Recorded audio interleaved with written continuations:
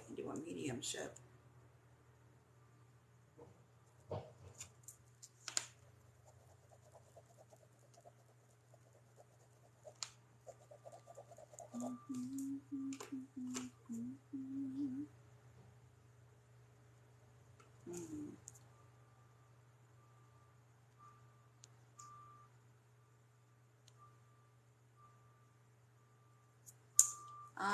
Well, my sentence trailed off. I do that all the time. I think it's the ADHD where I talk and then I don't finish my sentence.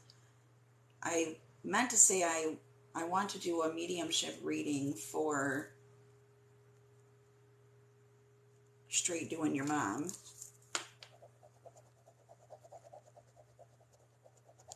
That's what I'd like to do.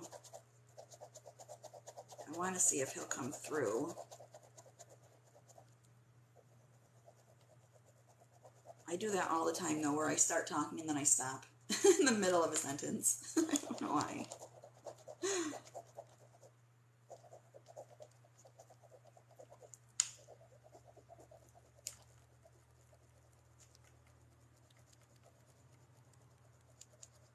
Oh, but it's where I talk to the spirit of a loved one that's passed. That's what mediumship is. I'm sorry, I probably should have, that's probably what you meant.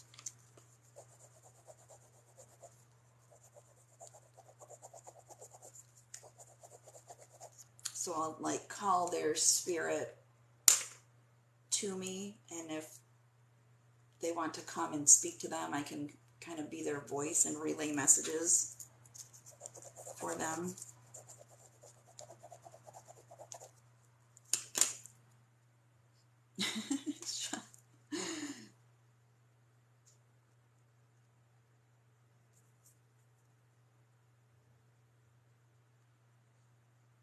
You forgot your mod. Well, because we were just chatting. I mean, it is what it is.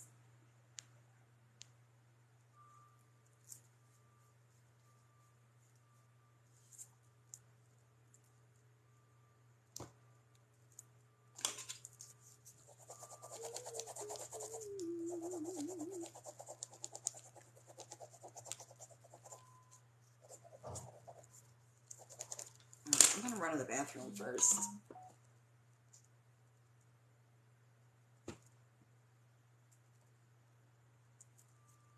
Oh. All right, yeah, let me run to the bathroom real quick. I'll be right back. And then I got to do, and then I just got Cash App from Stephanie.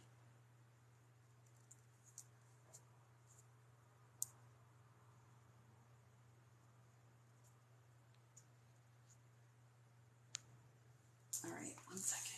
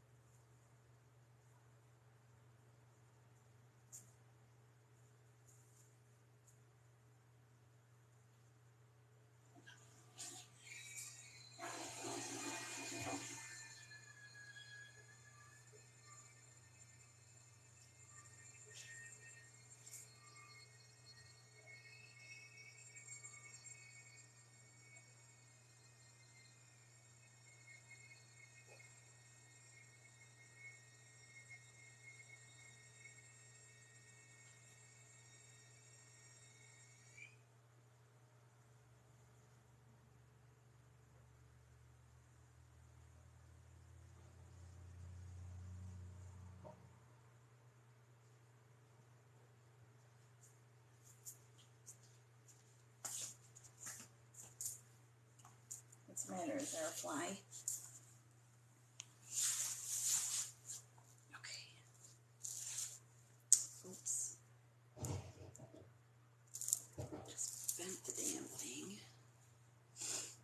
She's my little shadow. She's what you call a Velcro dog.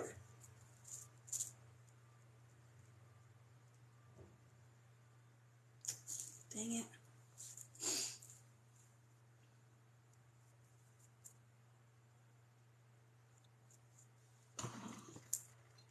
All right.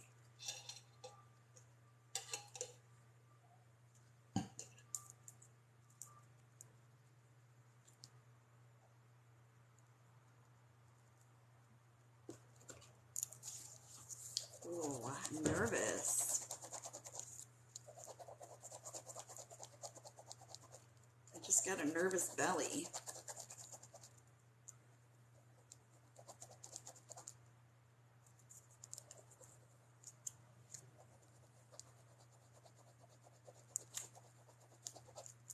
All right.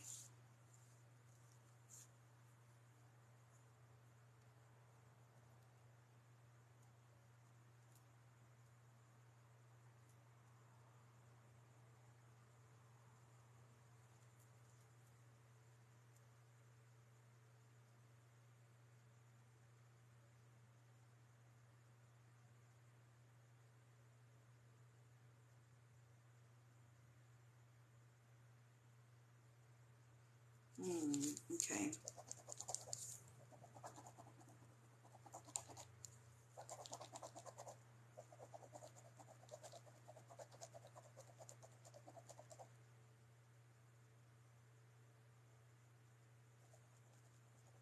I do have a little boy here.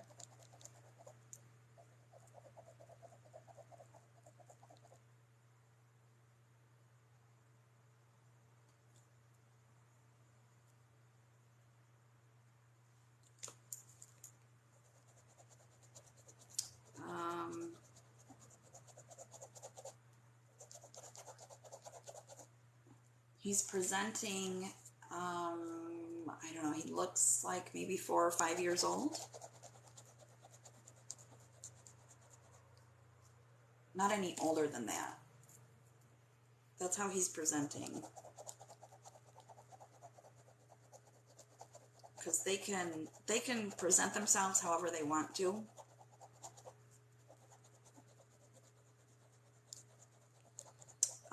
I feel like this happens so often. I didn't think that this was that common, but the more that I do this, I'm realizing that this is pretty freaking common. It feels like he's choosing to age. Hold on a minute.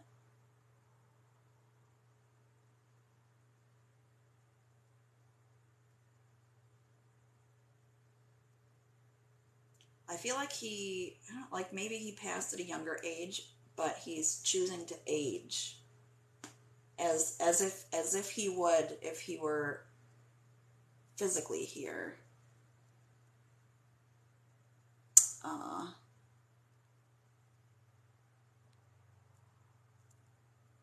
you're nervous. Okay. I do always make myself nervous. You're right.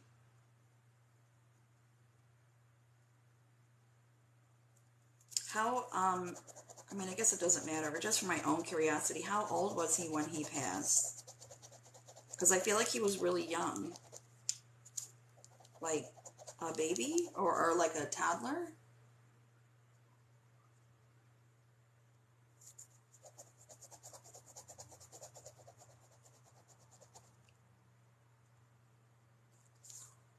It's literally for my own curiosity.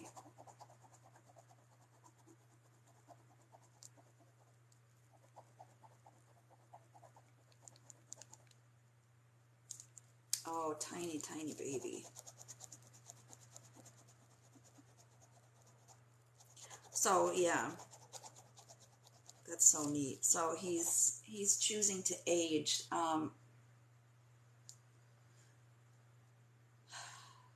And from what I've seen from my own experience, they do that because it helps them feel a part of the family still.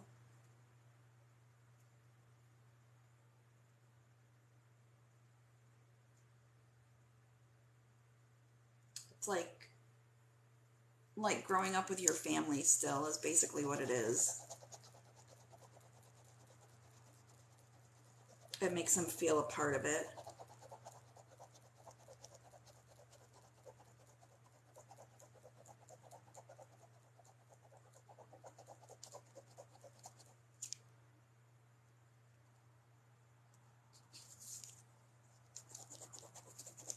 He's referencing a ball.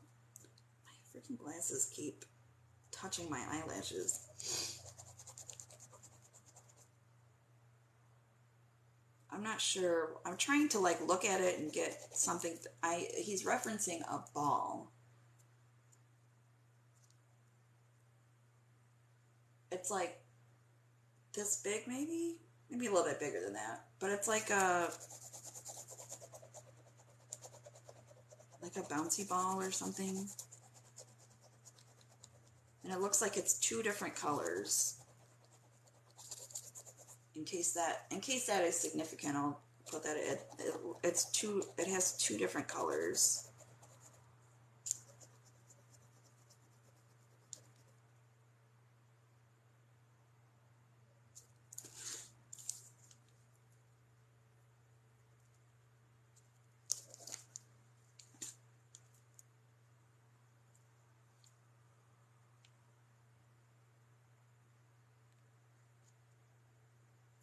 Oh, that's so good. That makes so much sense. I've never had somebody, and that's more common than I realized too, um, where families celebrate their birthdays like that. I didn't realize how common that was. And it makes total sense.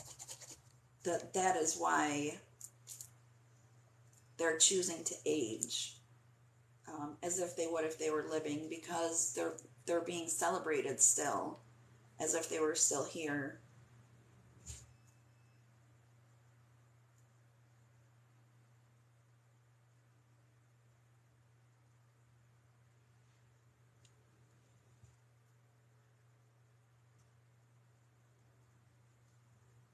That is so interesting. I'm gonna have to analyze that later. I'm like thinking about that. Anyways,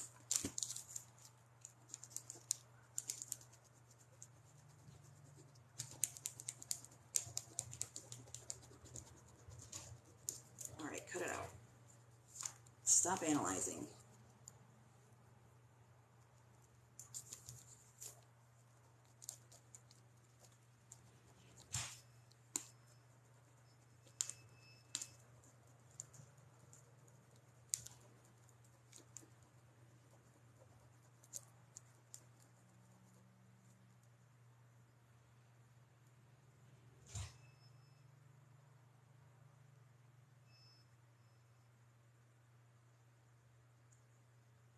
And they present themselves with no shirt on a lot.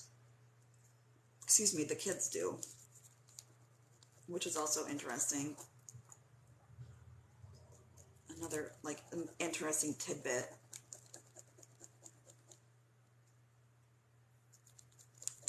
Because that's how he is presenting too. He has really short, dark hair. Dark as in it looks brown, but it looks really short, like really close to his head short. Um,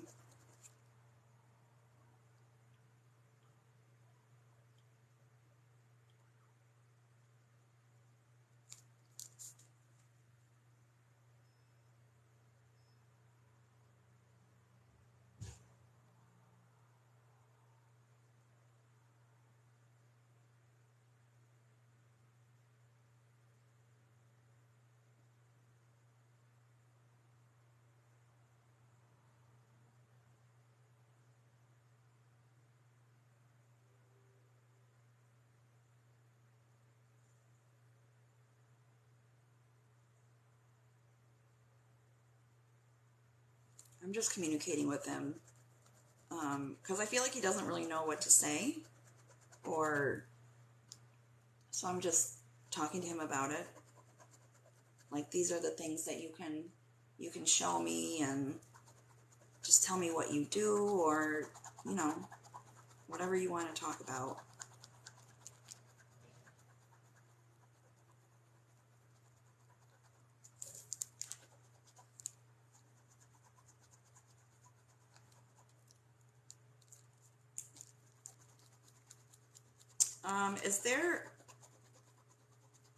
Is there significance to a swan?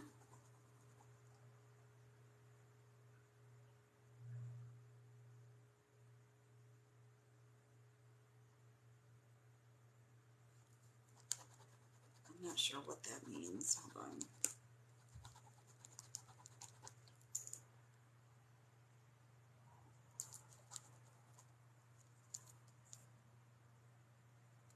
Well, he started to reference, and maybe they're not related. Um, he started to reference his mom being hurt. Like, my mom was hurt. And then I started to ask a little bit more about it, and then I saw a swan.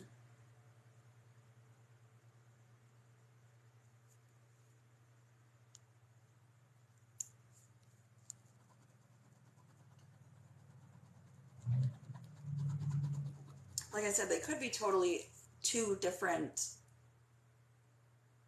messages, but just in case they're not.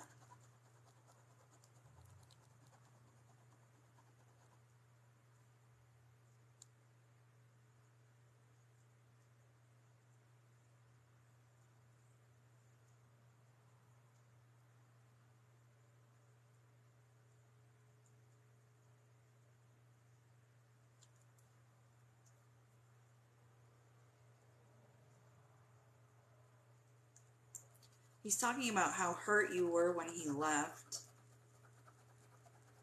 Um,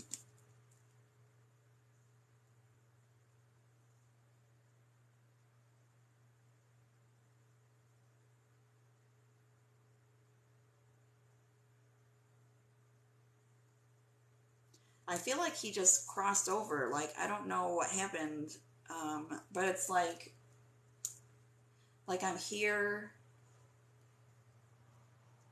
and then all of a sudden I wake up and I'm crossed over. That's what it feels like to me. And then there's some kind of chaos happening.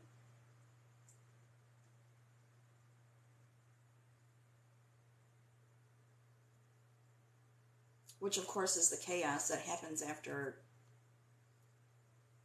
somebody passes.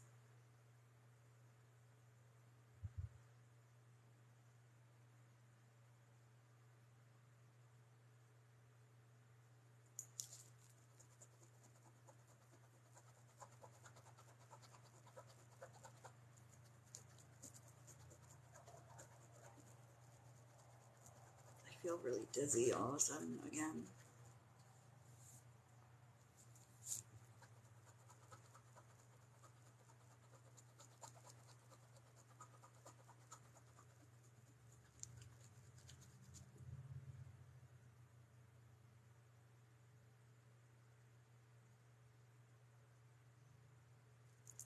It's so interesting. I've never gotten a message like this before, so I guess I have to explore what it means, like the deeper meaning of it. But I feel like he knew that he was not going to live long. There's this element of surprise at crossing over, but at the same time, it's not like shock. It's just, um, he's telling me that he knew he wasn't, how do you, there was a phrase and it just left my head. I'm not long here for this earth, or something like that. Like I knew I wasn't going to be here long.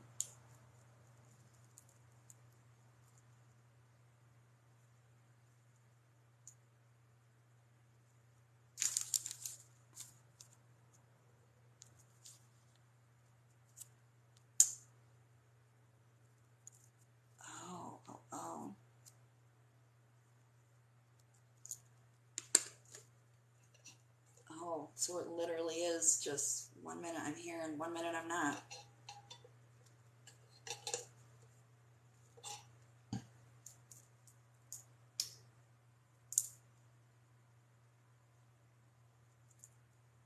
It's like his soul knew that he wouldn't live this life for very long.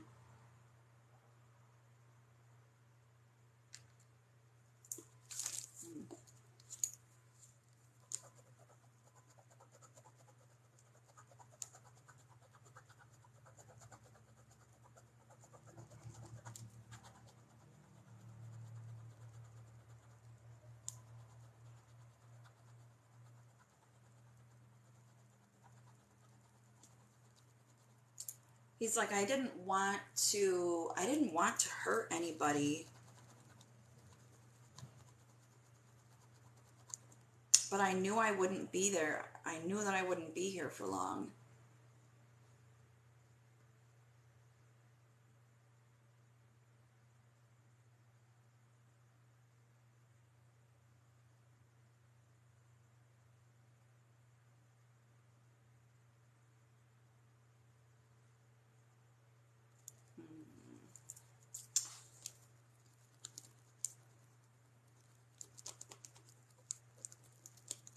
Did he did he have kidney issues?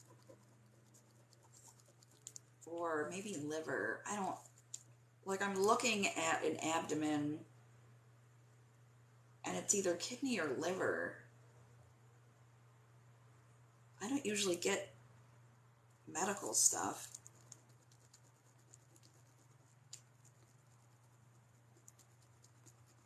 He's so wise. I don't, it's like, it's like it's like he was not a baby. I don't know how to describe this. Did you ever look at his eyes and think that, and like it felt like you were looking at somebody older, or you felt like you were looking at an old soul? Because like he's just showing me um, that you could see it in his eyes that his soul was not a baby. Um,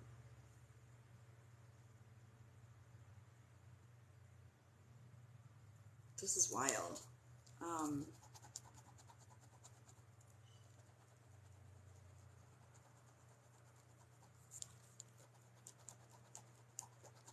I don't think the phrase "old soul" fits him. This was not like his first go around for sure, but there's something, I don't know. It doesn't feel like that fits him. I'm not sure what that means yet. It's not adequate. That's what it is. That phrase, "an old soul," does not describe his soul in a good, in a fitting way.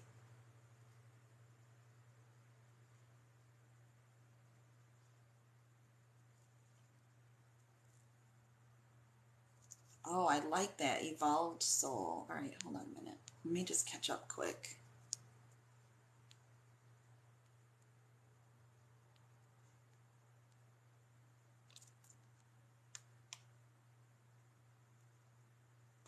That is incredible. Yeah. Yeah, because he's just showing me these like beautiful infant eyes, like these glassy, beautiful orbs. And it's like he was trying to communicate through his eyes, but trying to communicate not as a baby. It's so interesting. I like that. Thank you, Evolved Soul. I like that. Thank you so much for saying that. That feels like it fits. That feels like it fits.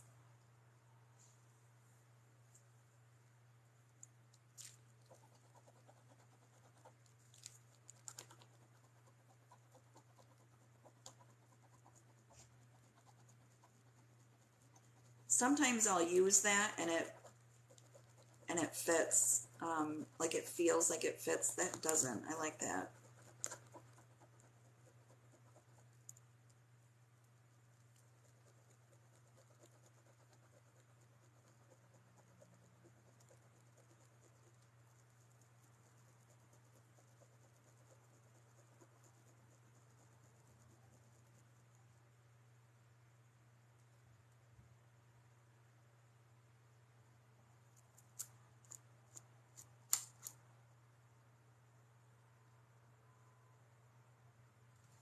Hmm.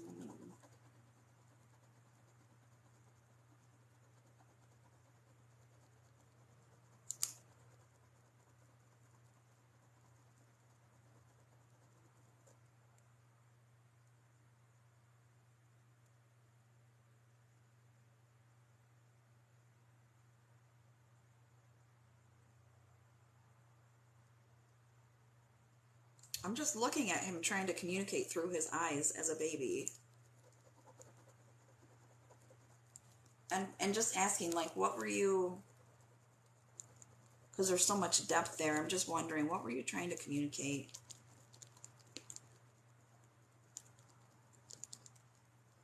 He's fascinating. He's fascinating. I'm telling you, I've never read I've never read a kid like this before. Because I don't feel like I'm talking to a kid.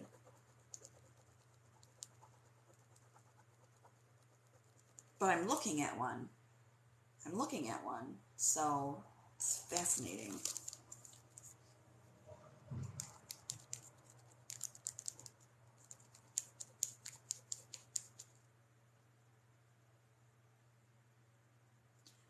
He's talking about a cat. Do you have a cat? I can't tell. Hold on, let's see. I can't tell if this is a stuffed animal. No, I think this is a real cat.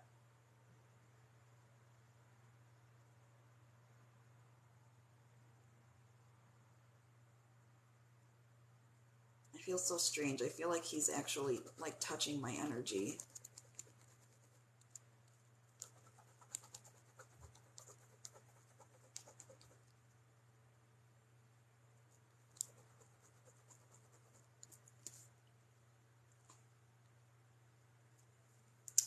Beautiful blue eyes.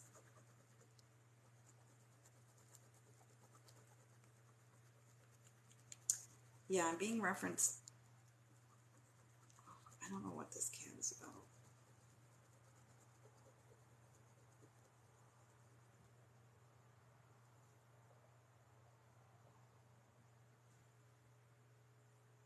Like, do you have a cat that he had a good connection with?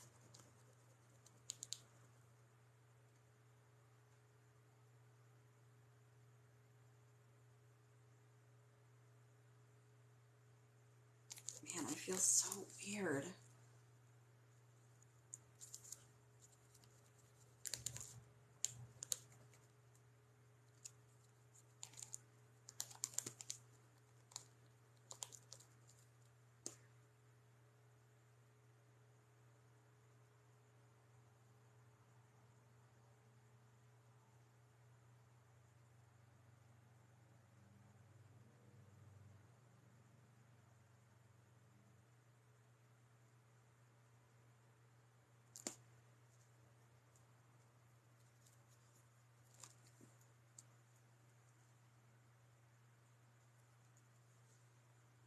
Hmm.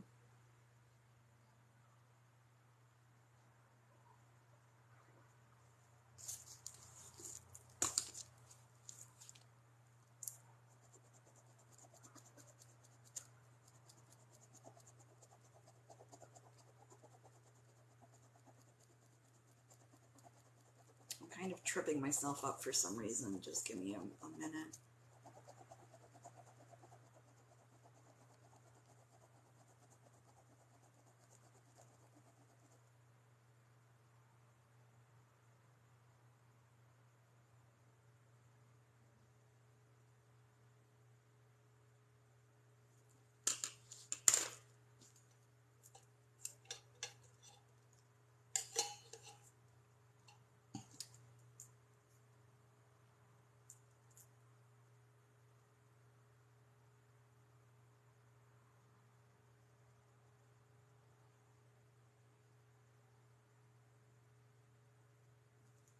I think I'm tripping myself up because his soul is so deep,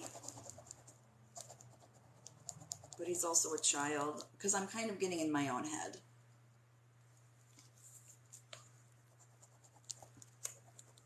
All right, let me refocus. Maybe that'll help.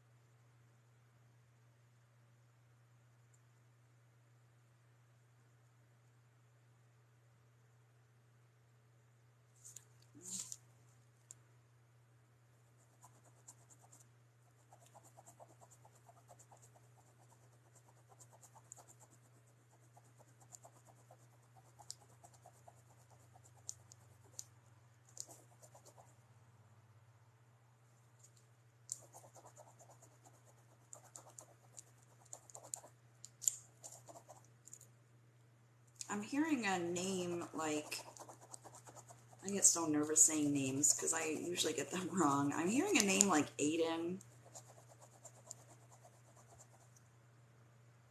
Yeah, see, I'm getting in my own head.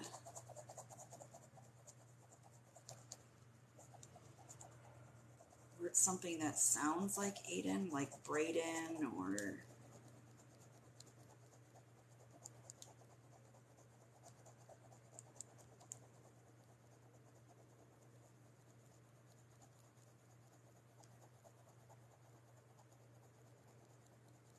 Let's talk about the birthdays.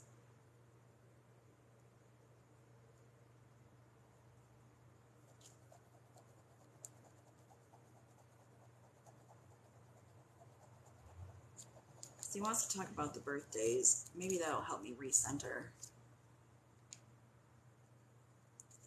Hi, Lily Steele.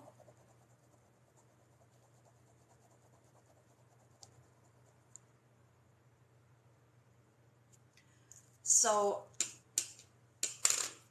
you and him for sure. I think others as well, like others in your family, have definitely spent past lives together. Um,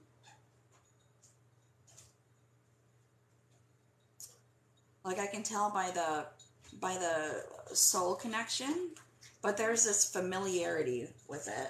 Hi, honey. There's this.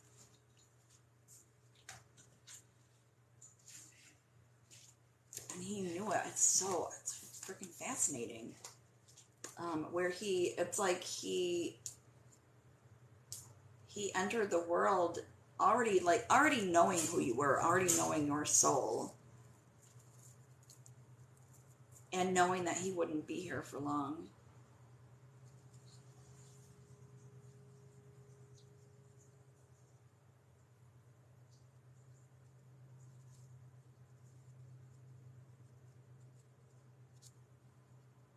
And I feel like that's kind of some of the, I mean, not some of the things, but some of the reasons why his eyes were so deep and expressive, because he had that knowledge. And it's like he was looking at you and with his eyes trying to say, like, you know me. You know me.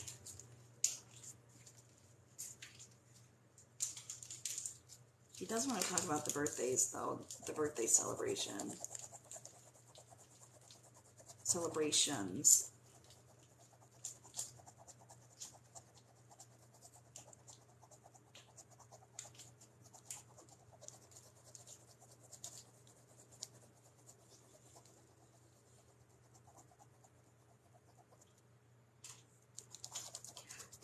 It helps it helps them feel included in the family when you celebrate their birthdays like that. What's interesting is that he already feels like he's a part of the family, which is so different for me. Usually I get really emotional explaining how it makes them feel included still. But he already feels included. He's like, I'm already included. So this is like an added bonus, the birthday celebrations. Or it's not even just an added bonus. It's like, well, of course they're celebrating me because I am part of the family.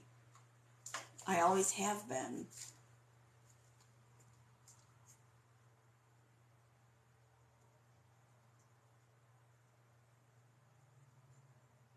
And now I'm seeing a journal. Like I see this vision of you. It looks like you're kind of on your knees, like, but sitting on your feet on the floor, and you're crying. But then it flipped to a journal. So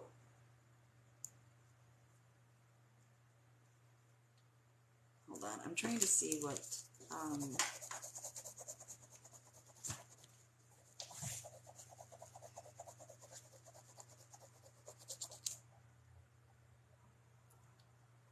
Is there a journal that you write to him in? I don't know. I don't feel like that's it. There's something with this journal.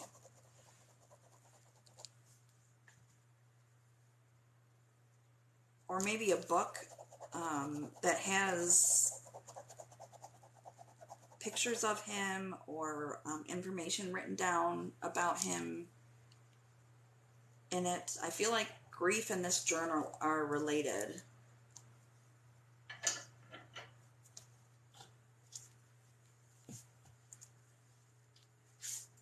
Yeah, it's really cool. I hope people comments after you like this because I didn't write it right because it's not writing. Okay.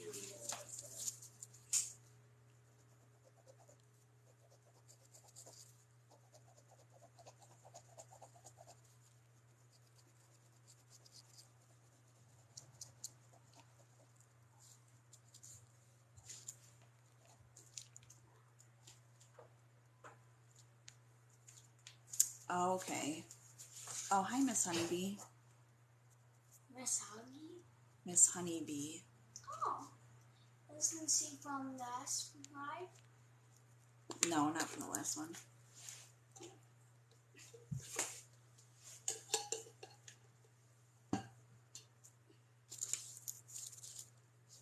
Okay.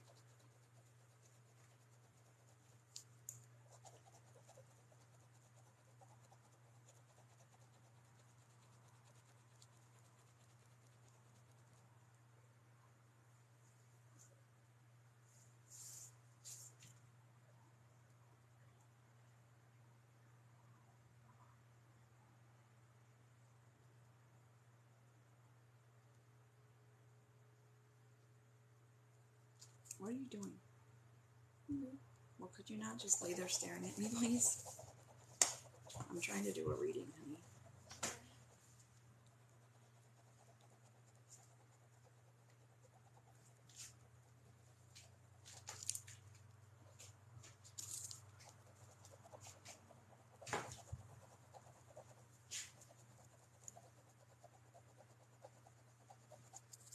I feel like there's a lot.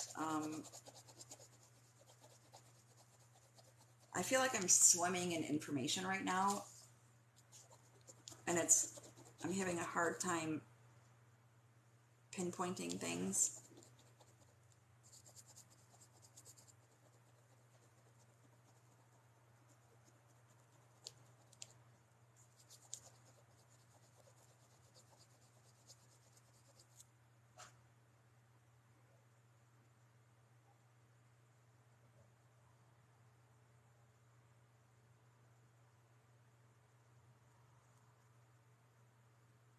That is so interesting. It's so interesting that you said that you want to write about your experiences because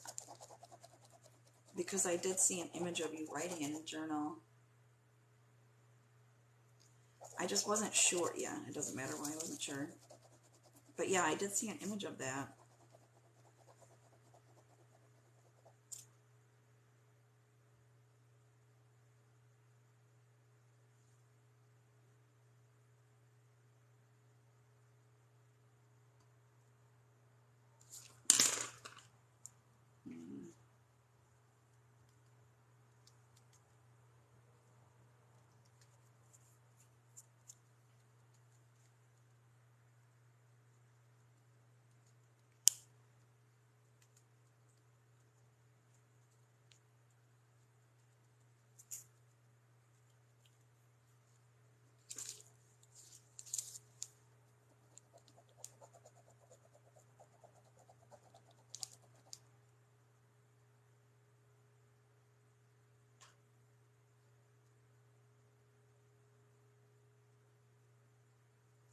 Yeah, because he shows me how, I mean, this is just the way that's being shown to me. I don't know if this has actually physically happened, but um,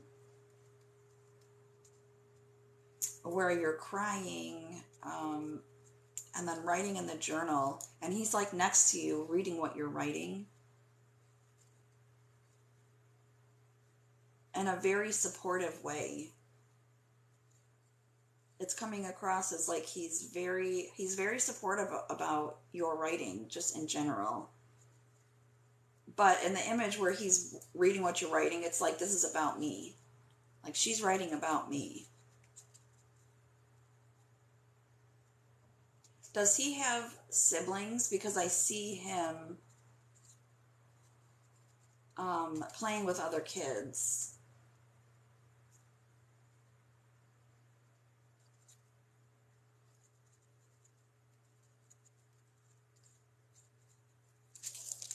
Yeah, like there's a lot.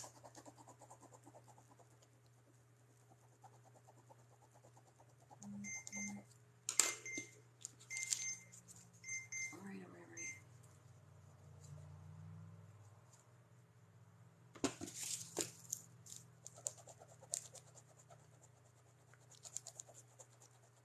Like I see him running around with other kids, like kids that are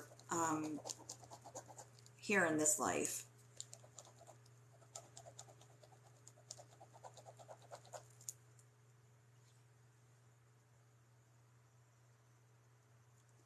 Oh, okay.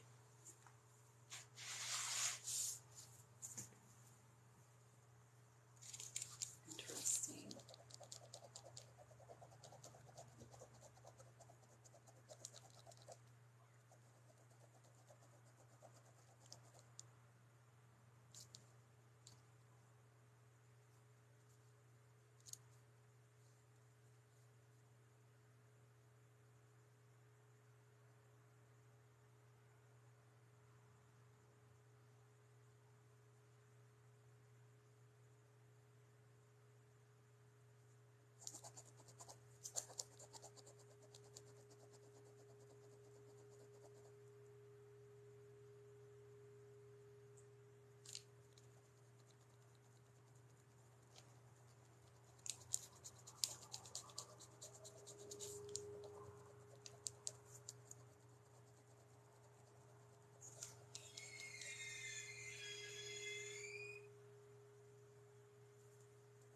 I don't know what's going on with me right now.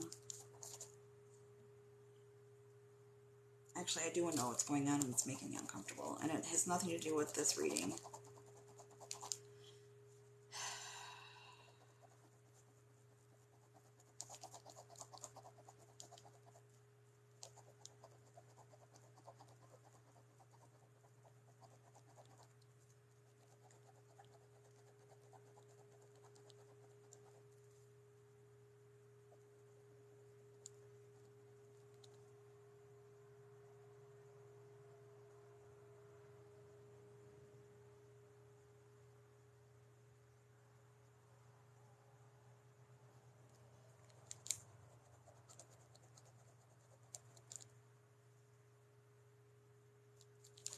So I see him there. I'm trying to get more information. I'm having such a hard time focusing. I see him there with the birthday celebrations, and he's hanging around your kids playing with them.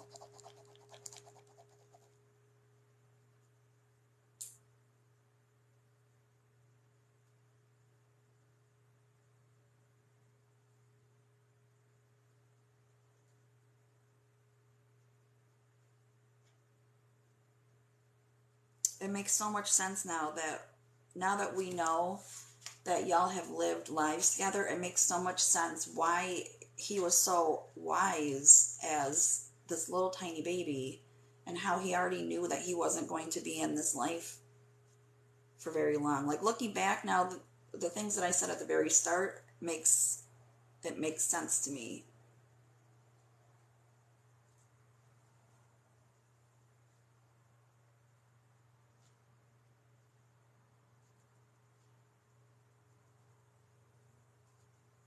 Do you still have his clothes? And do you go through them and smell them, or just look at them every once in a while? Because like I just see somebody with a onesie, and it's just like a few clothing items, but like I see like a onesie.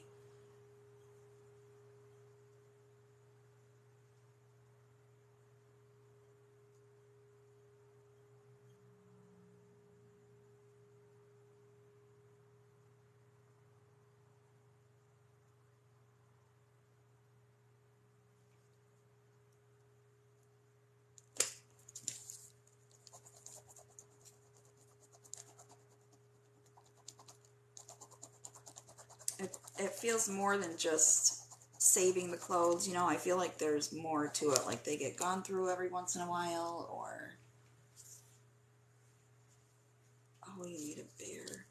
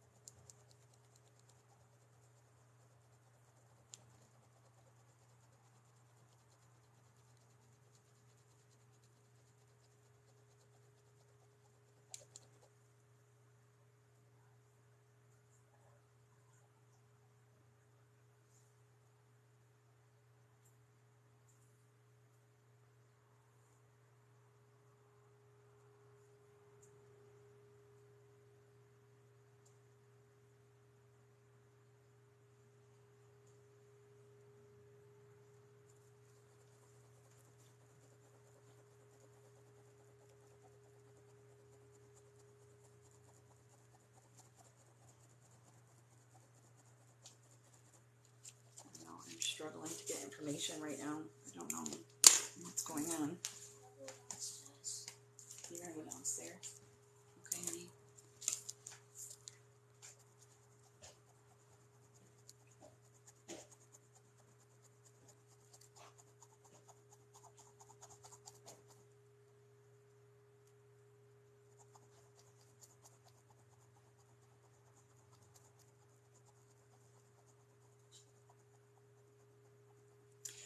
He wants you to know that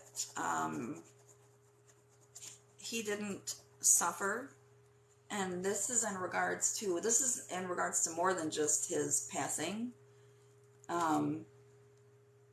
So I feel like this is something that you worry about because of all of his health conditions. He wants you to know that he wasn't suffering and that he's okay.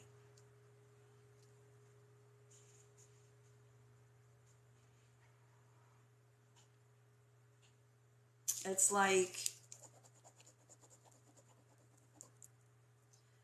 like all of the health issues somehow didn't interfere with his quality of life. And he wants to make sure that you know that.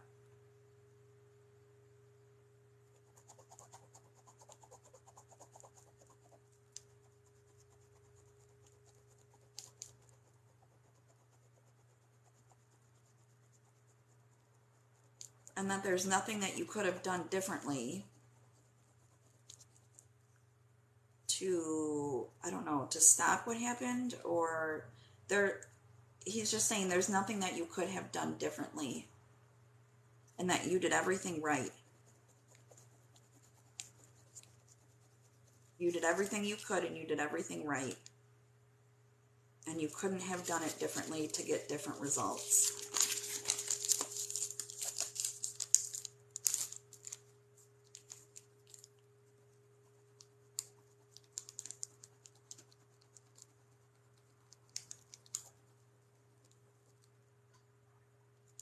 Did you sing to him? I'm seeing you singing to him. And it looks like you're still singing, or that you did after he passed as well. Because it's like, I'm not there, but she's singing to me.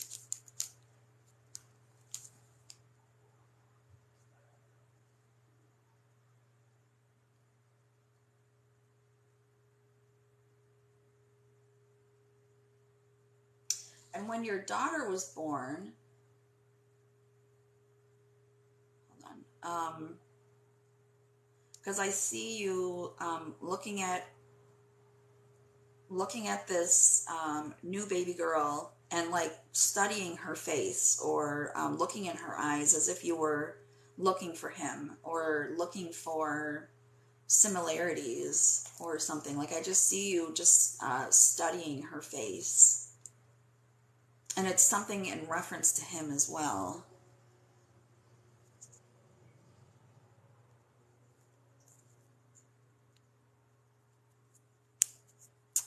Oh my God, we said the same time.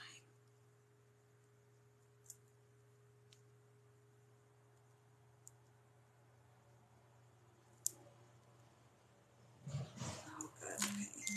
All right, all right, all right.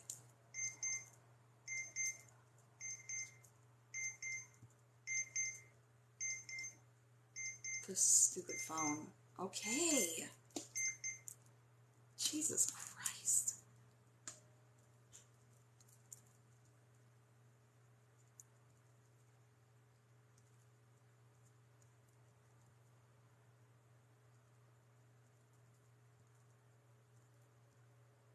Hold on just 1 second.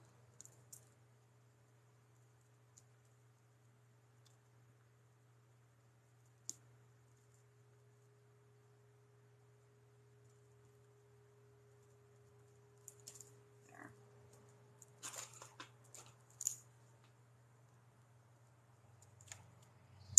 Similar in the eyes. Okay.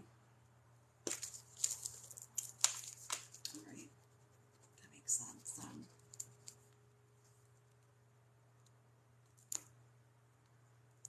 Oh, was it? Just 2 days ago. Wow. Well, happy birthday to her.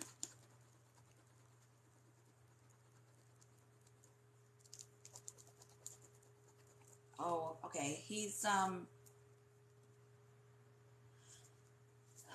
I don't know if you felt guilty for having another baby, but I'm being referenced to guilt, and I'm looking at a new baby.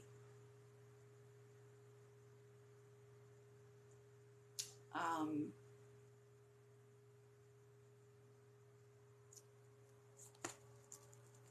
there should be no guilt. You have nothing to feel guilty about.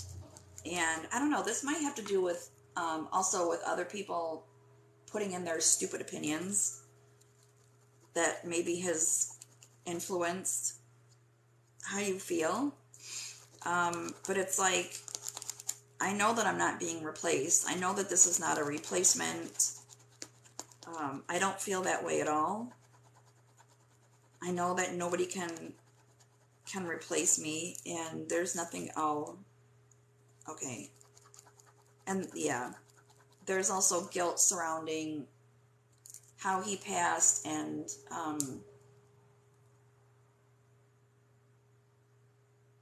his health conditions. I'm not sure what that means. Like, did you feel like you didn't take enough vitamins or something while you were pregnant? Or like you could have had, like, maybe you didn't drink enough water or something, and it's like I I feel like there's guilt related to his health.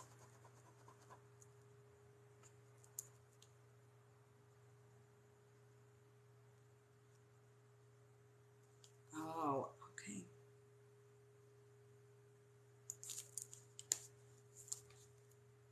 Yep. Well, it wasn't. It's not your body's fault. It wasn't your fault at all. This is how it was supposed to happen.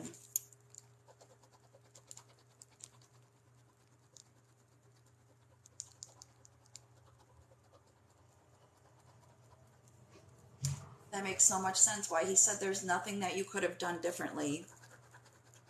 Now I get it. Now I get it. That's what he meant. That's what he meant. There's nothing that you could have done differently to make any of this change. You didn't do anything wrong. I feel like you had a healthy pregnancy, that you were a healthy pregnant person. Like, there's no smoking, no drinking, no anything. Like, it's a healthy pregnancy. And you did what you were supposed to do. And there's nothing that you could have done to change what happened.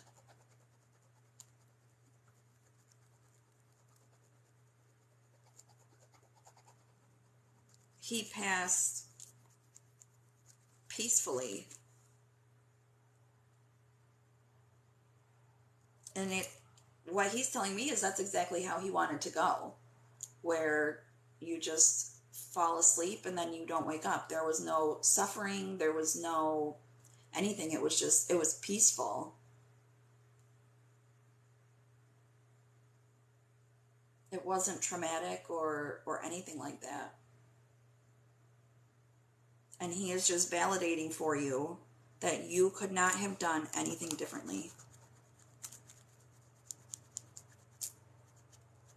He knew what he was being born into. He knew.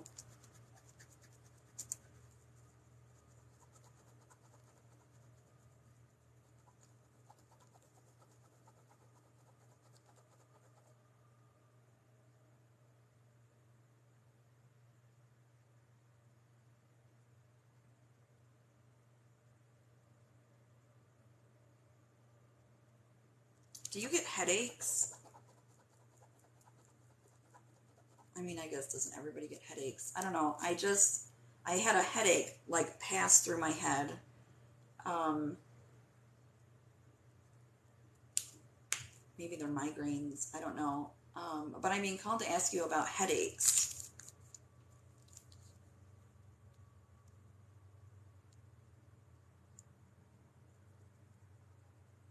Yeah, you're right.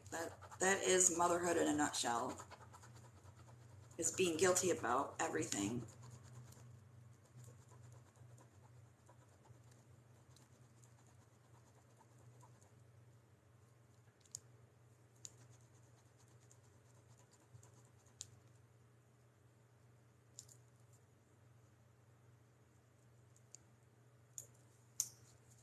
Okay.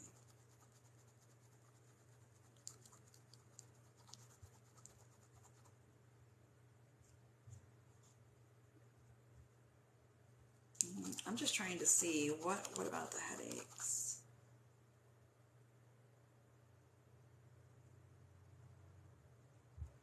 He doesn't want you to ignore the headaches. Don't push through them.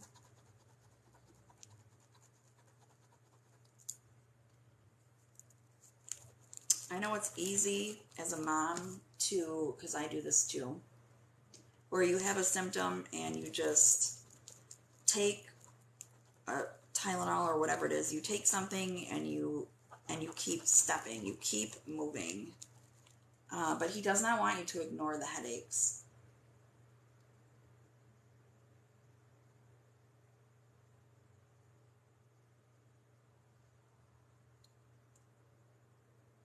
I feel like they're in relation to you taking on too much, like you're doing too much right now, but also there's things that you need to let go of, one of which being like this guilt. I think it's a combination of things. But it's like, don't ignore these headaches because it's just better to deal with the reason that you're getting the headaches before it gets worse or like new symptoms pop up.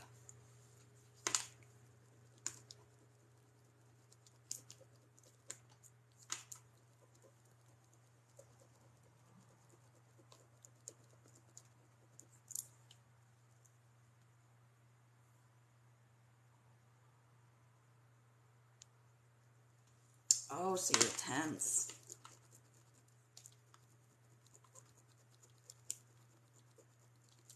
Yes, that makes a lot of sense.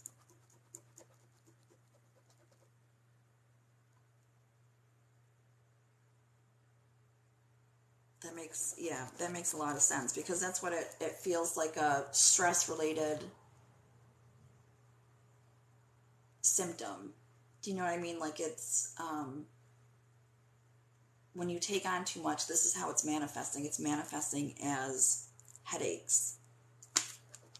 And ignoring them is kind of adding to it to make it worse.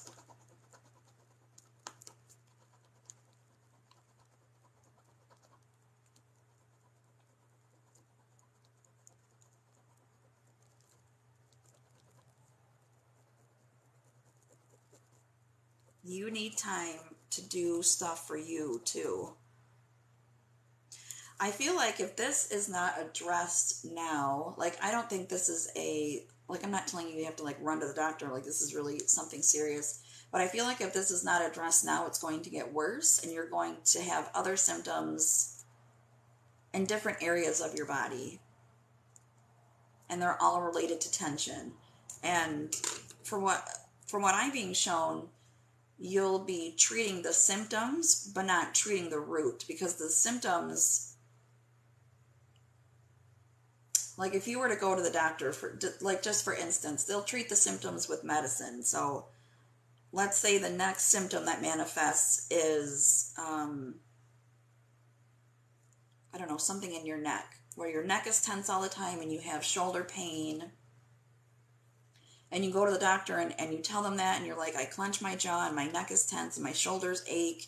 They can give you a muscle relaxer. They can give you a pain reliever.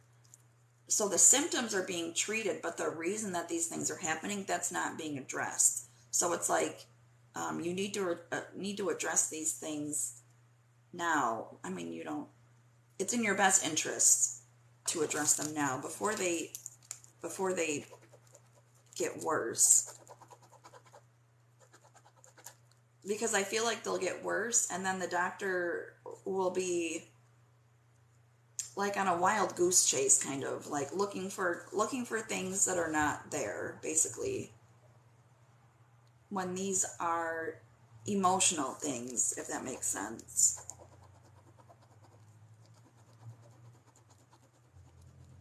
Like they'll do scans and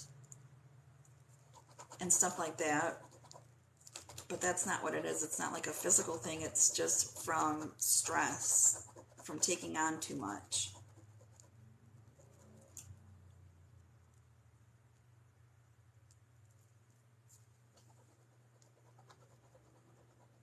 Yeah, there's a lot of pent up and built up emotions, and that's what they're doing.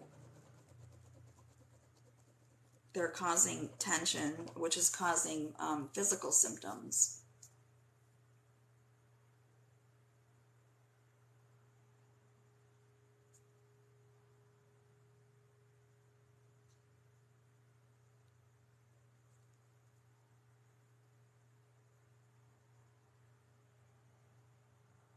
So hopefully that's something that you'll be willing to work through. It's not easy. It's not easy to work through stuff like this. It's not easy to look within and see exactly what the root is. I think a large piece of the root is grief and guilt.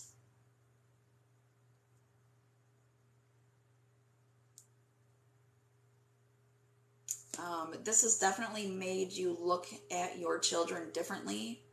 And I feel like also treat them differently somehow, but there's added worry. There's added stress because you lost him.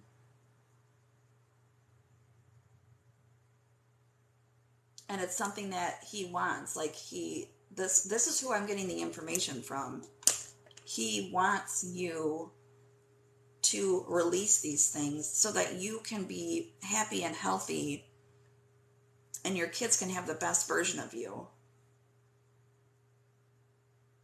You know, because it's hard for our kids to have the best version of us when we don't feel good, or when we're tense, you know, like when we're tense and stressed.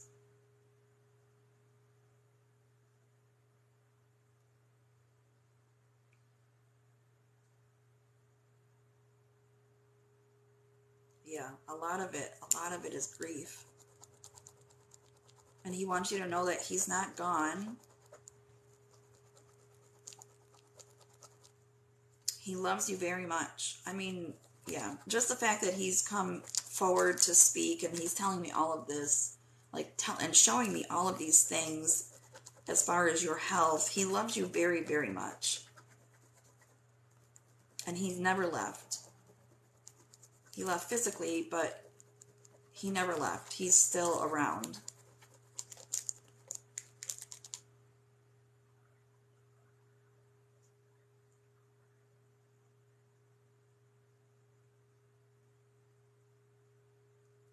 I'm being referenced to a pillow.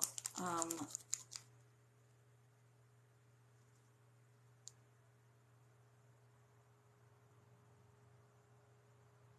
not sure what that means. Because I was just kind of looking like, do you send her signs? Like, what do the signs look like? And then I'm like, I'm hearing something about a pillow.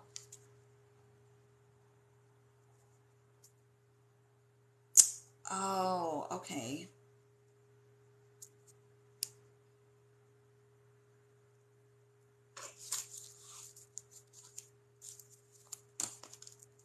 Yeah, that makes so much sense why he's saying, like, talking about like a wild goose chase with the doctors then.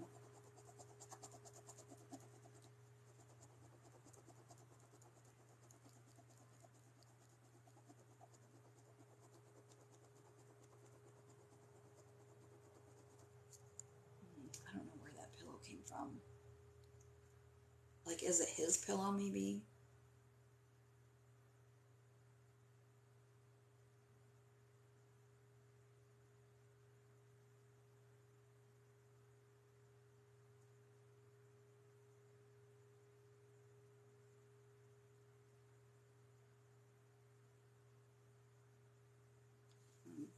I don't know, I feel so strange.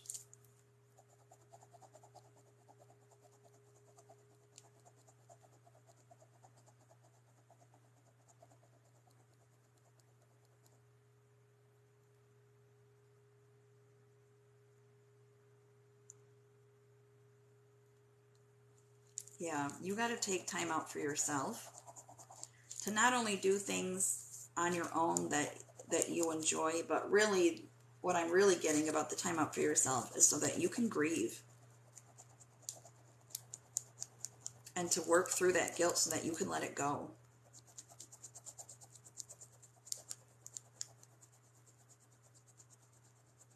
You know, don't just live with it. Mom guilt is a real thing for sure. But I feel like you've kind of accepted it because there is such a thing as mom guilt that we go through. So I feel like there's this level of acceptance of like it just is what it is. That's what we do as moms.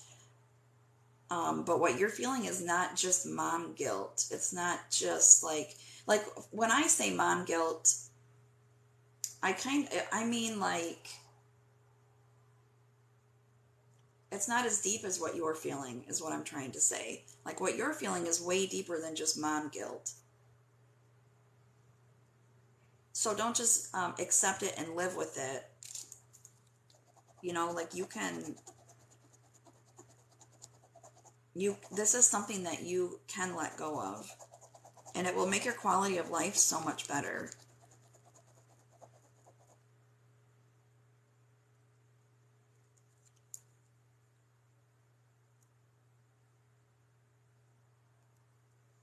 So much better. And forgive yourself. You need to forgive yourself. You didn't do anything wrong. You didn't do anything wrong, but um, you need to forgive yourself. Or perhaps let go of the fact that you feel like you need to be forgiven. I don't see anything that you need to be forgiven for because you didn't do anything wrong. But I feel like there's this, you feel like you need to forgive yourself for doing something or for not doing something. That's what it is. You, it's like you feel like you should have done something that you didn't do, and that's what you need to forgive yourself for. There's nothing that you could have done.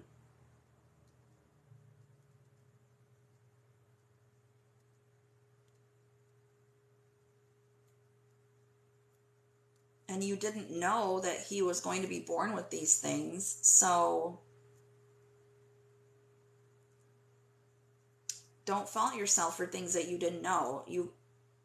How can you deal with something when you don't know? Had you known there were going to be issues, you probably would have seen a specialist or whatever they do. I don't know, like have tests done and stuff like that. But nobody had any idea. So how can you fault yourself for something that nobody had any idea? Like the doctors didn't even know. So how could you have known? But I feel like you fault yourself for that.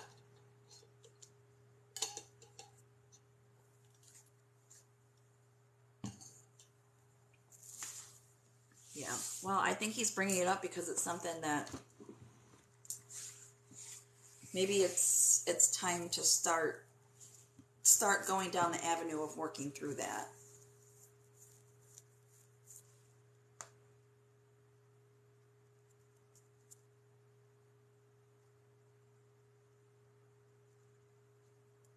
Oh, I see. It wouldn't have changed the outcome. That's what he's saying. Oops, sorry, honey. It wouldn't have changed the outcome. Anything that you would have done differently wouldn't have changed how things happened. That's what he's telling me.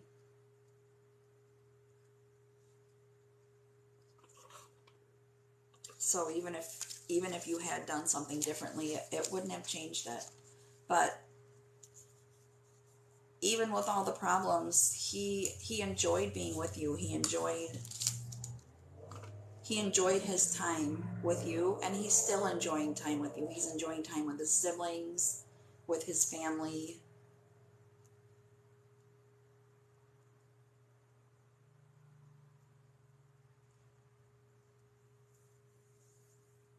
And he hears you when you talk to him, like when you think about him.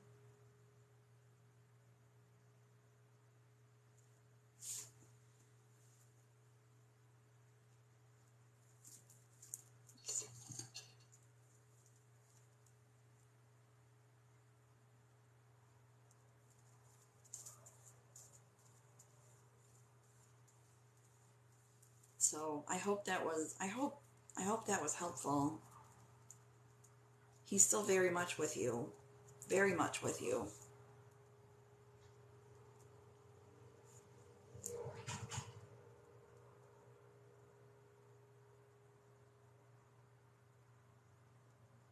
I struggled a little bit there for a hot minute, but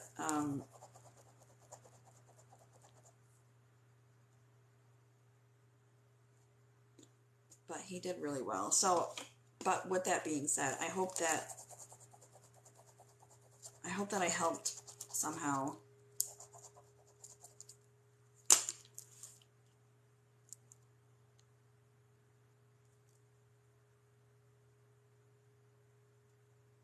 He does. Hold on.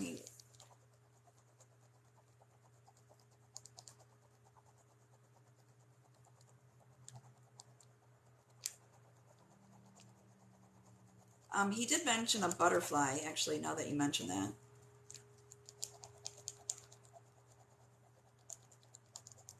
He did mention a butterfly.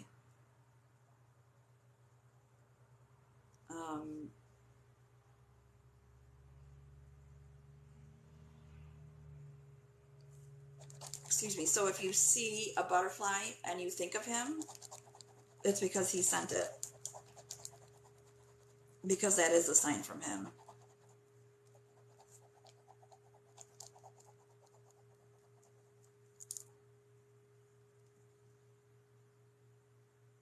Oh my gosh, no wonder he brought butterflies. Oh my gosh, that's amazing.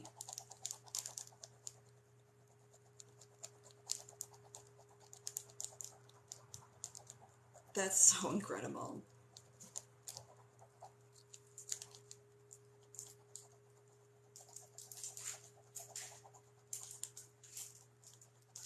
Yeah, he sends butterflies. Do you have a tattoo for him? Or is there a butterfly tattoo? I don't know, I just heard something about a tattoo.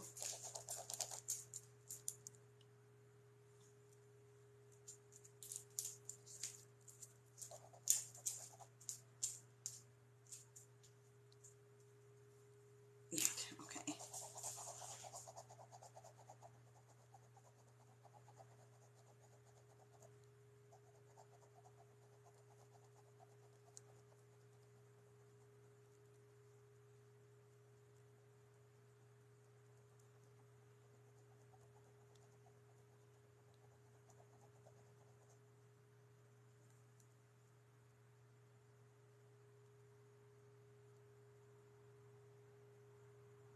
I feel like he talks to his sister too.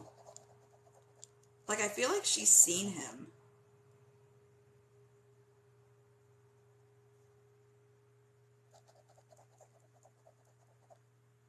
Like, I just see her looking at him and he's like just standing right there.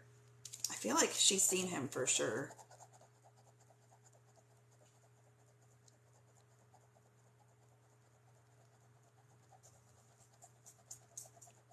There's butterflies and there's something else. Hold on. There is something else.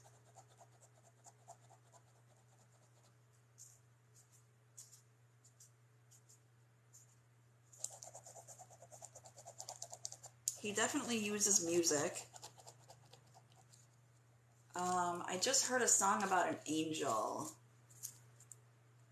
And I feel like when it comes on, or like when you hear it, it makes you think of him. And he knows that, so I feel like he plays that for you.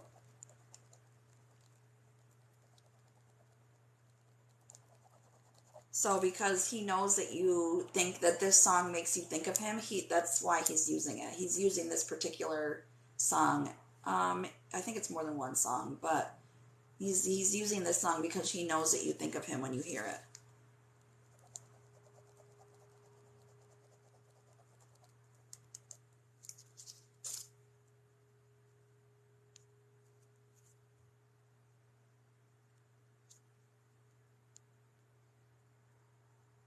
Oh my God, you.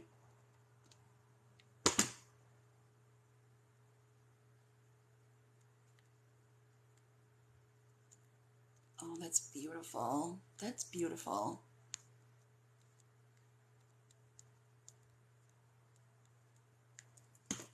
That's incredible.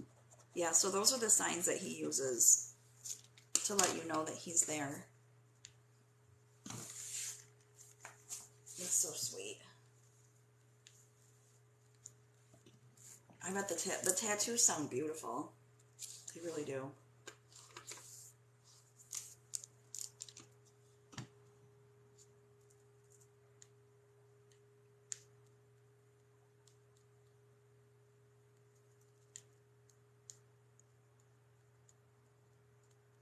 I just see your daughter, telling stories about. The stories they're either about him or they're um, stories that he's said to her. I don't know. I see her talking about something, and the adults are like, we don't really know what you're talking about. Where did you hear that from? Yeah, it's like, where did you hear that from? And it's a real life experience that she had with him.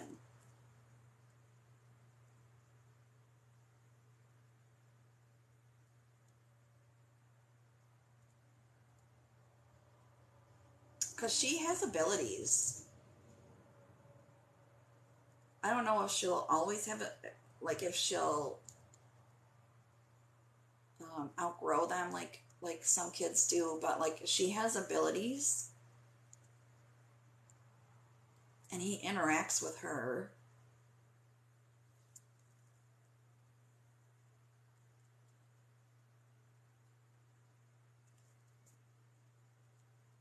Yes. Oh my God. Yes. All right. It took me a long time. I feel like I'm finally in the swing. I wish like it wasn't so hard, but I feel like I'm back in the swing of things.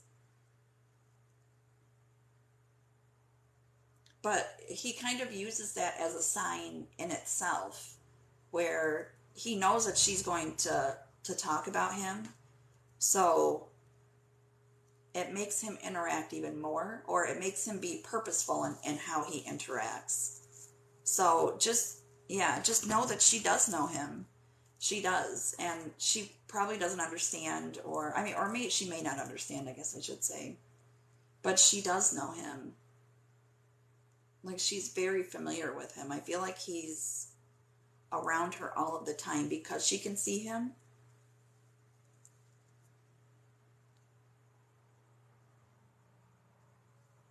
That is so sweet.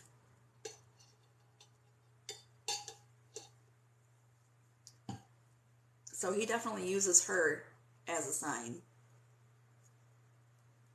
which I love. That's so cute.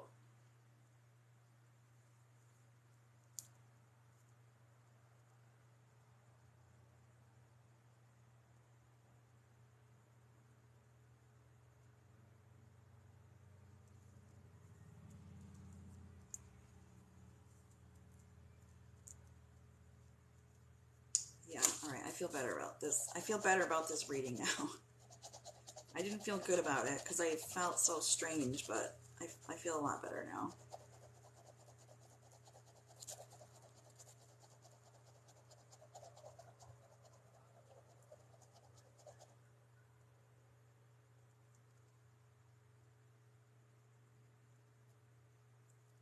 Do you get a lot of hummingbirds at your house? Or, yeah, do you see a lot of hummingbirds? I just see a hummingbird like zipping by. But actually, no, it's not zipping by. Like it zips in and it stops and it hovers and it like looks at you and then it flies away.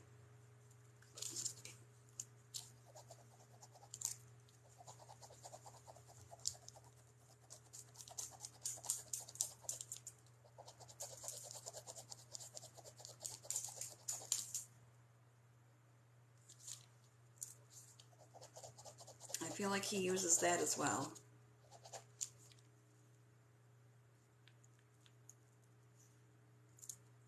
Oh, yeah.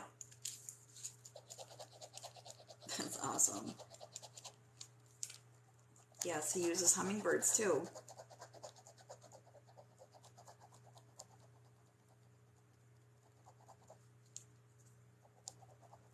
I love it. His signs feel very nature oriented. I don't know. It just feels like he has a strong connection with nature. Very elemental.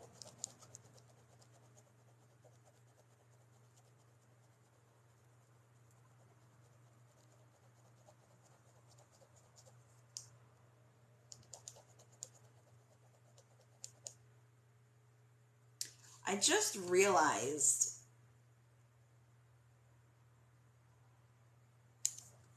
I was hearing, I don't know what this song, I don't know what the name of the song is. The song doesn't fit this reading, but the line that was playing for me, now I understand it. Because the line that kept playing was something like, um, lay me down on a bed of roses. And I thought it was just me because I hear songs all the time. It's actually, I think it's a mashup of two different songs. But then it just clicked of what you said of the Sam Smith song, and I'm like, now I get it.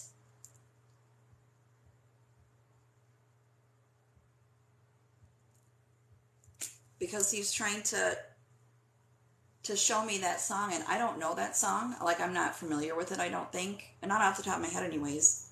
So they used what we're familiar with, and that was my point of reference. And I didn't say it because it didn't make sense. It didn't make sense until you said that. So that's really cool. That was really cool.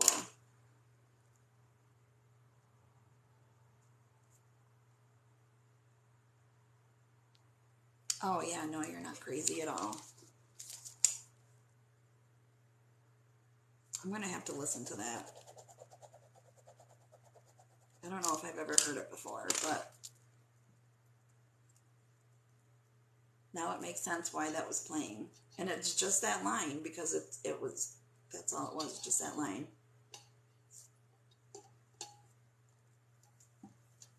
So thank you for letting me read him. Thank you for trusting me with his soul. I appreciate it. It was an honor. He did really good. I struggled, but he did really good. He did really good.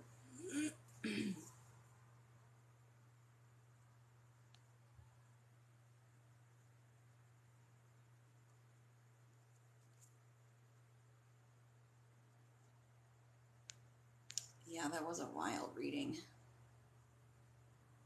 You're very welcome. I do have, Stephanie, I do have you as next. Yeah. I'll do my very best. I do feel better now though. I don't know. I felt like there was interference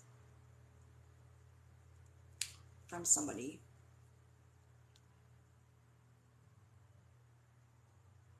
Thank you. Thank you for saying that.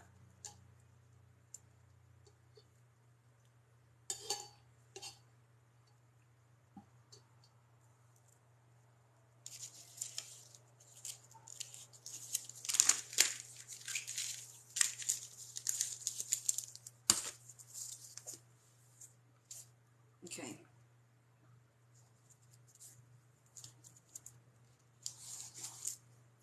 No, nope. This was not a spirit actually.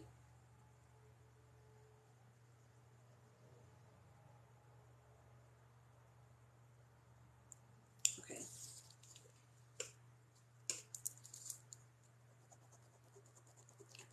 Let's see. Yeah, it was not a spirit that was interfering. But also part of it was me too. Because, you know, sometimes we get in our own way. And I do that a lot. So. Alright, I want Stephanie's brother to step forward, please. If you'd like.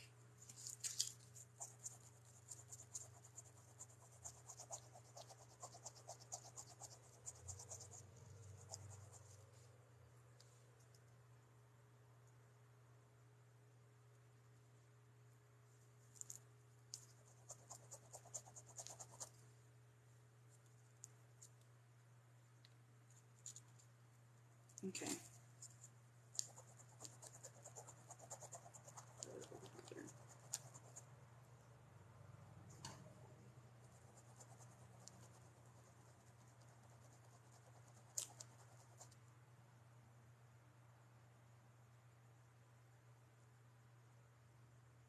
Okay, Stephanie, did your brother pass in an accident? I keep hearing about an accident, but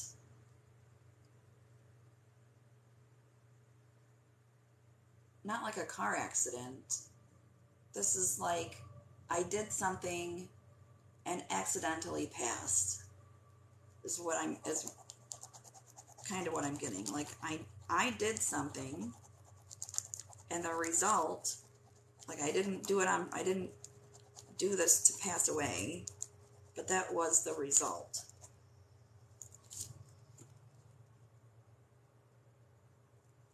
And I just need confirmation before I keep going because I want to make sure it's him.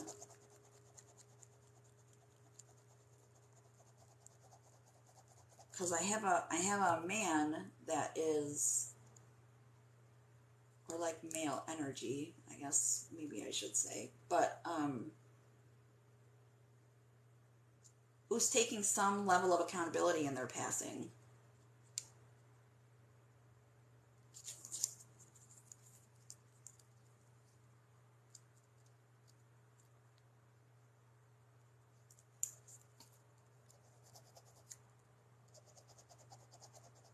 Hi, lovely Lynn.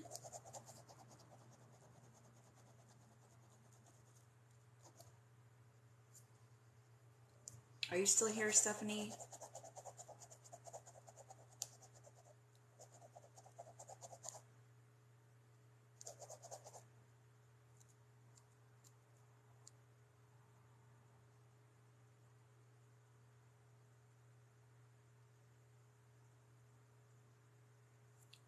Okay.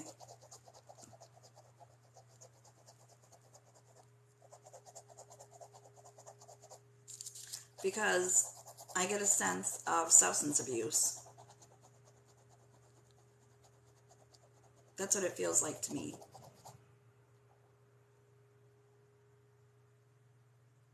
So, I mean, that would make sense if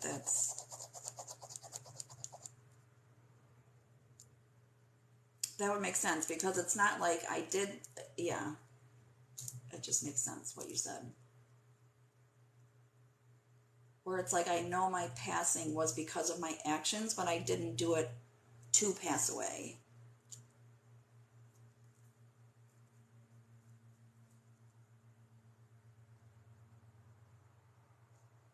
Gotcha. Okay.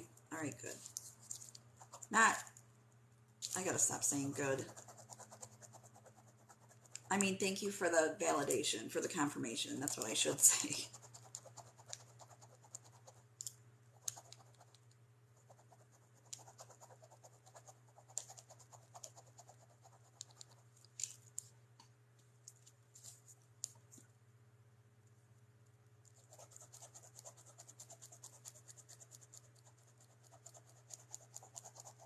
There's a lot of, oh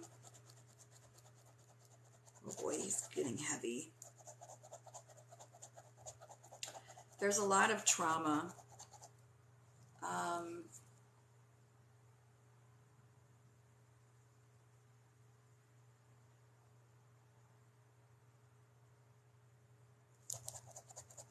a lot of running away from trauma.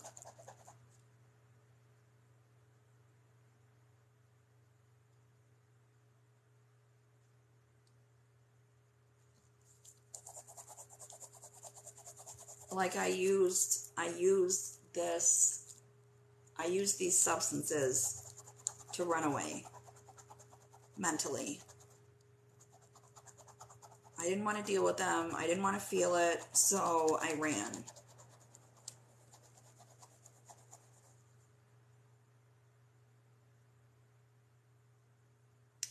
Was he ever homeless? Because I'm hearing something about being homeless.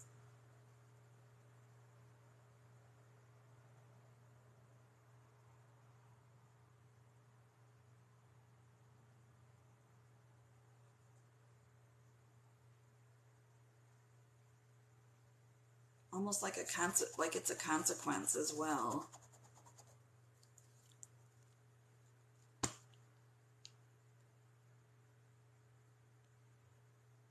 Hi Rob, good afternoon.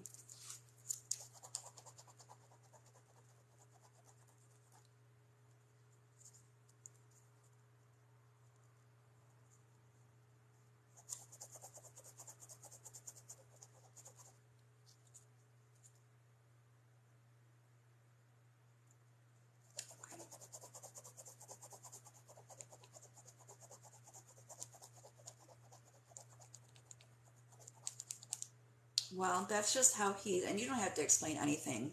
I'll tell you. If I say something and all you want to say is yes to confirm or no to deny, that's okay. You don't have to explain anything to anybody. So I just want to put that out there. That you don't have to give details. And there is nothing wrong with that. You can stay as private as you want. It's just the way that he is. That's how he is describing it. Like, that's how he's explaining it to me, is that he was homeless. It's like I didn't have a home. So wherever he was, he didn't feel like he had a home. He didn't have a place to call home. It's like my home was gone a long time ago. I'm not exactly sure what that means, but it feels like he had a home when he was a child. Actually, I take that back.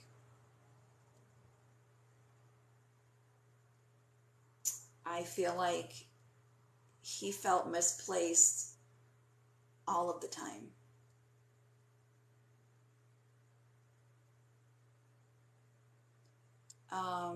Hold on a minute. Did he have, hold on a minute. I'm being referenced to grandparents and feeling like having a home with grandparents, but when he was a kid.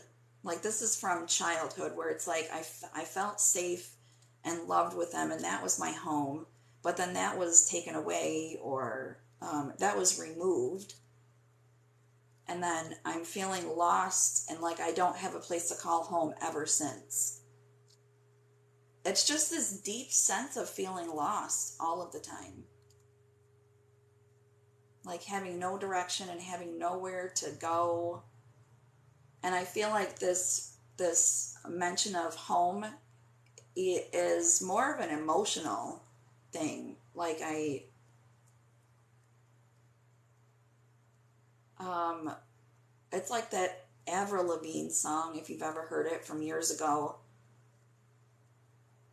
The lyric is she wants to go home, but nobody's home. That's like he wants to go home, but there is nowhere, there's no home.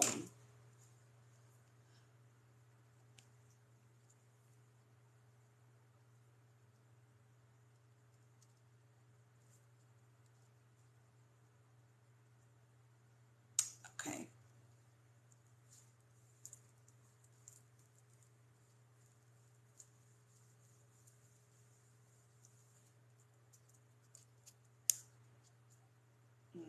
Okay. Well, stick around, Cassie. Maybe there's more that you need to hear. And I hope whatever you hear that you need to hear is helpful.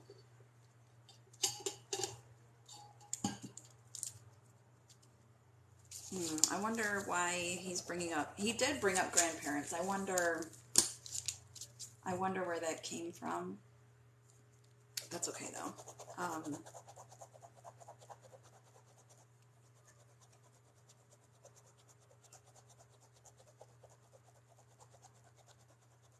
It's like this deep sense of longing for somewhere safe to go. That's what it is. It's the safety.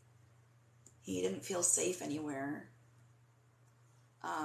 And felt rejected by everybody. Felt rejected by everybody who was supposed to love and take care of him. Like this just goes way far back to childhood.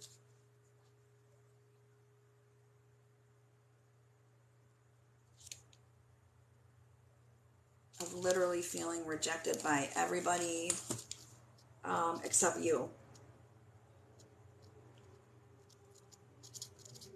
I feel rejected by everybody. And I'm not sure because I get this feeling that maybe things between you two weren't good at some point. Um, but then they were good again because I feel like there's this level of separation for a period of time. But then almost in the same breath, he's like, but I don't feel rejected by her. I feel rejected by everybody except for you. And it's like you understood. You understood where he was coming from. Not that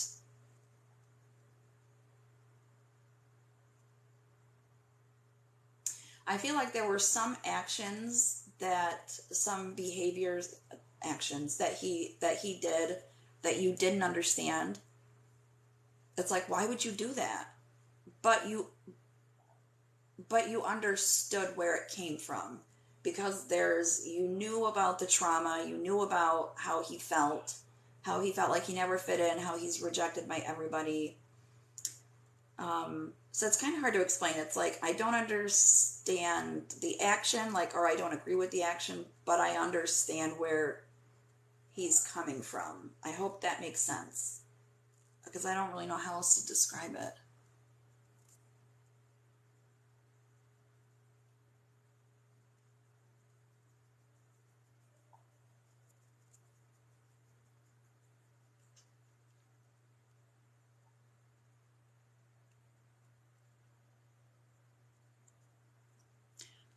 Sometimes there will be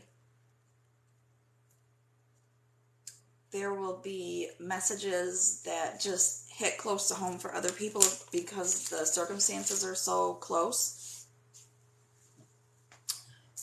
and they'll be brought into see and hear the reading because of that, because the messages hit so close, and they're supposed to hear these messages because they'll aid in healing or getting closure or whatever it is. So I just want to kind of throw that out there that does happen quite a bit, where I'll be reading for somebody and somebody else will be like, well, this hits home, like I relate to this completely.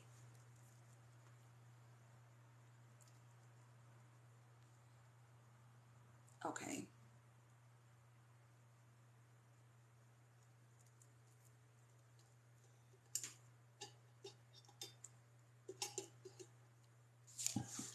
All right, let's see.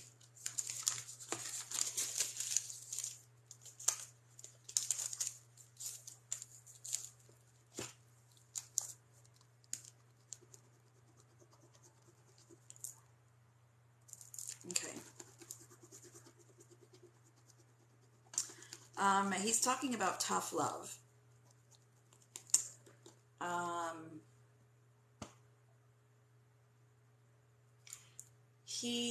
hold on. He is saying, I needed tough love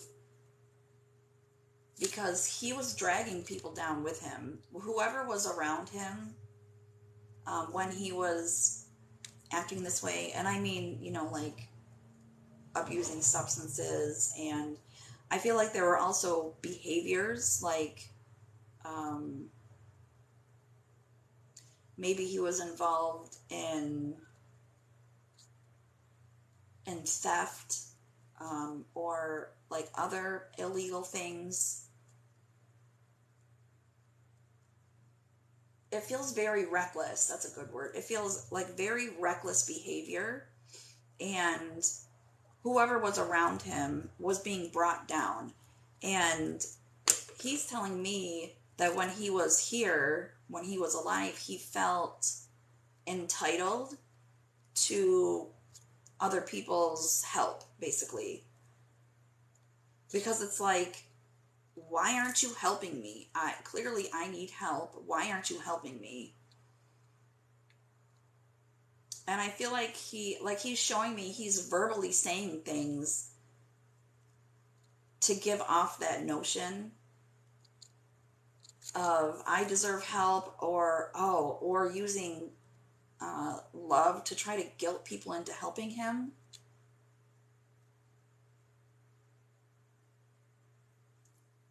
It's like, where it's like, don't you love me? Or if you loved me, you'd be doing stuff for me. You'd be helping me. You'd be whatever, like giving me money and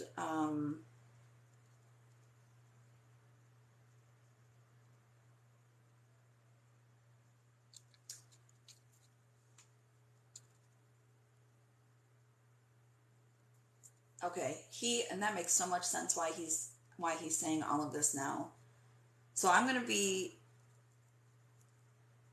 don't look at the screen a lot when I'm channeling because I like to stay in the thought, because I can lose my thought process pretty quickly. So I just want to throw that out there that I'm not ignoring you.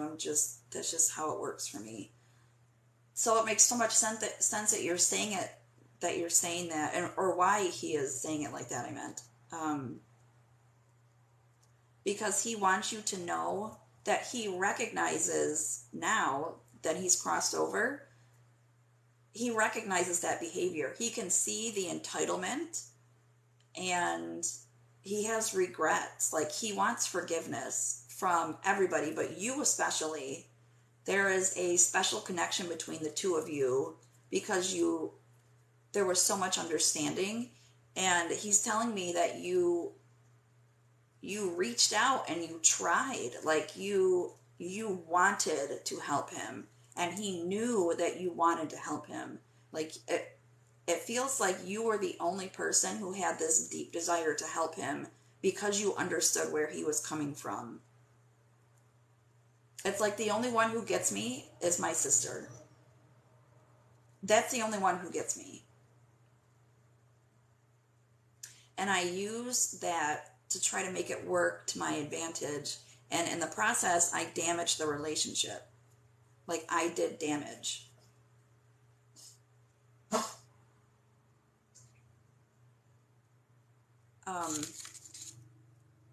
So he wants you to know that he recognizes that now, and he's taking accountability for that. It's like, I shouldn't have behaved that, or like, I wish I hadn't behaved that way. I wish I hadn't used people. I wish that I could have seen things clearly. He's the way he's showing me how he looked at the world and how he looked at relationships and everything. first of all, is through hurt. There's just so much pain. But to me, it's like looking through beer goggles. Like everything is distorted and it looks weird. And so he's navigating the world thinking that he's seeing clearly. He thought that what he was seeing was accurate, and now he knows that it wasn't. So he's navigating and acting based on how he's seeing things without knowing that his view is distorted, and like it's seriously distorted. Sometimes when I see how somebody views the world, their filter is like foggy or cloudy, but like I'm telling you this, if you've ever put on beer goggles, like those actual things, and like you get like dizzy and everything looks weird, and that's what it looks like to me. And he's like stumbling through life trying to make it work, and trying to guilt people into helping him make it work without even realizing that he wasn't seeing things as they really were. He's sorry for doing that. He's sorry for his actions, and he's sorry for the way that he spoke to you as well. He's just bringing up the way that he spoke to you. I feel like he was, he did say that he guilted people. So, but like there's anger, there's guilt tripping, and there was another word. But he's sorry for all of it.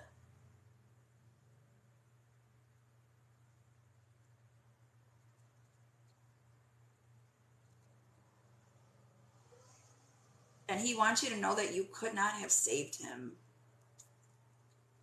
Um,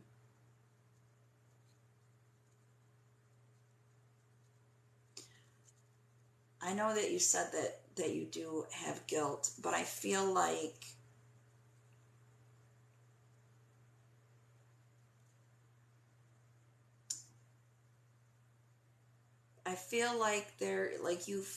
you felt like there was something you could have done to save him for the suffering, like the substance abuse or whatever.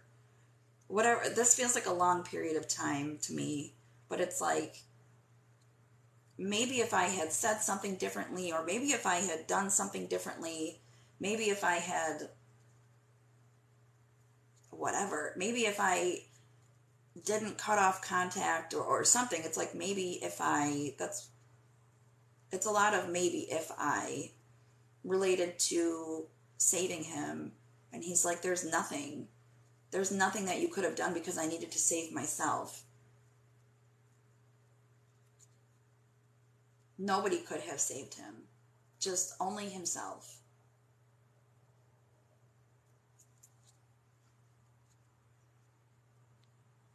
Oh yeah, I don't know when you said that. Yeah.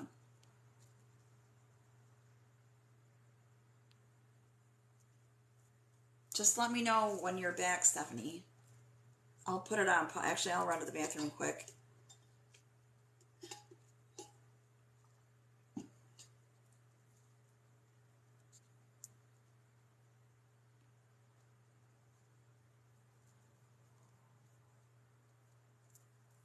Yeah, I'm going to run to the bathroom quick. Let me take this off before I bend it. I hope she heard all of that.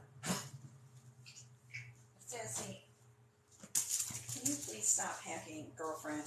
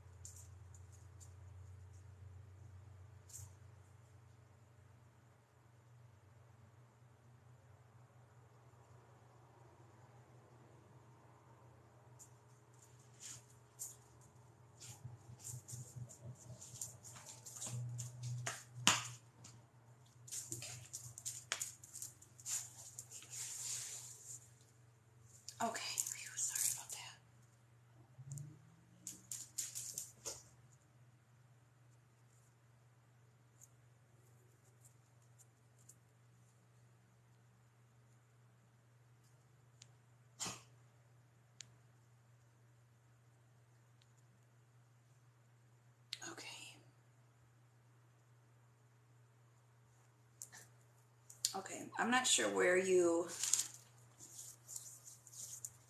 left off, Stephanie, and it's okay. My readings take a long time, and there was one before you, so that's okay. But where did you leave off before you had to take your phone call? Because I want to make sure that you get everything.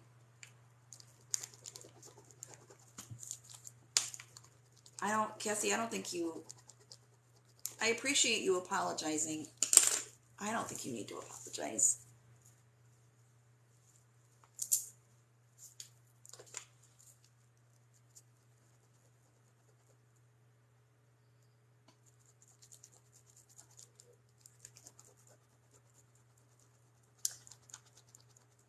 The last things that I was saying before I finally looked at the screen again was that you were feeling guilt about not being able to save him from struggles that he went through some parts of the substance abuse. Like maybe if I had said something differently, maybe if I had done something, maybe if I hadn't cut off contact, I could have saved him or things would have been different. And he was saying, no, you couldn't have. The only person that could have saved him was himself.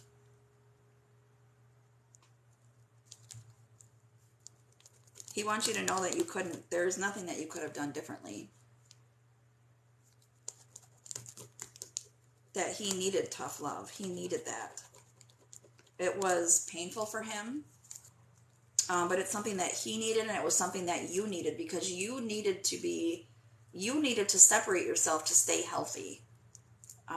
It was healthy for you to do whatever you did to save yourself, because the only person that could have saved him was him.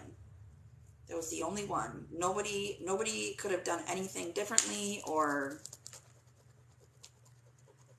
nobody could have said something in a certain way or anything, because he wasn't hearing it. He wasn't seeing things clearly, and he wasn't hearing it. Like, he's showing me hands over his ears, like, I'm not hearing it.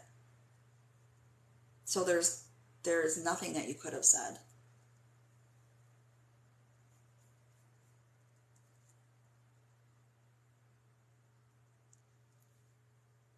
You couldn't have, though. You couldn't have fought harder. It would not have made a difference.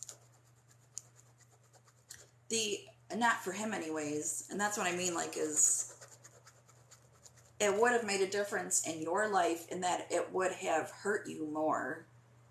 It would have had a negative impact on you, and that's the difference. The difference it would have made is it would have hurt you more.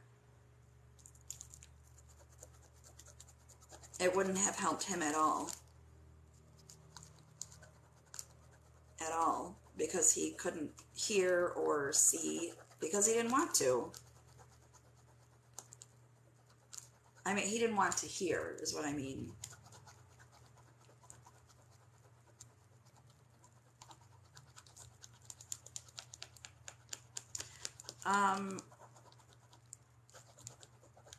So for sure he wants you to release that guilt, because there's nothing to be guilty about.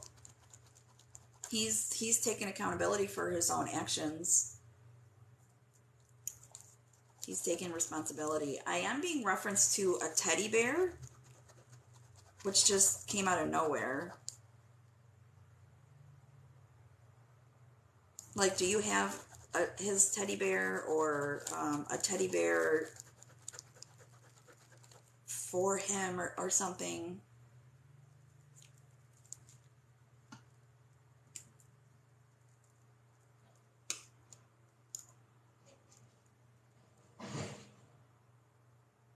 Holy shit.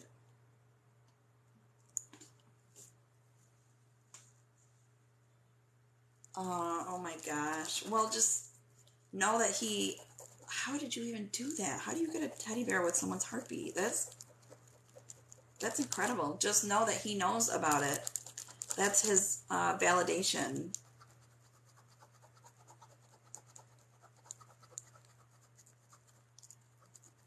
That's incredible. And sneakers? Do you have his sneakers or his shoes?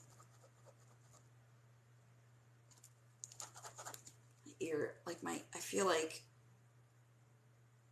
like the air pressure is changing. Like I feel it in my ears. I don't even know how else to describe it.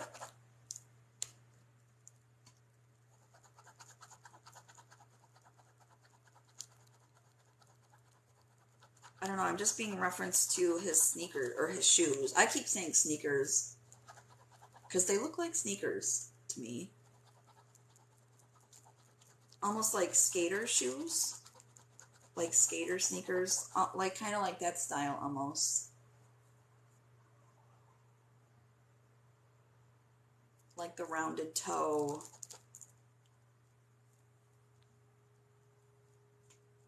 Oh, okay, your mom has the shoes. Okay.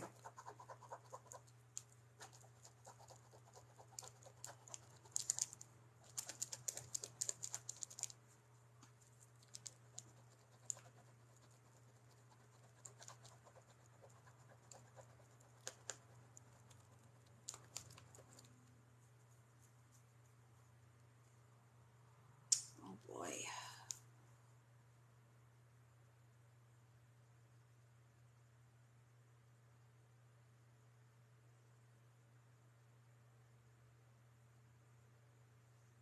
There's I don't know. Did he have a tumultuous relationship with your mom?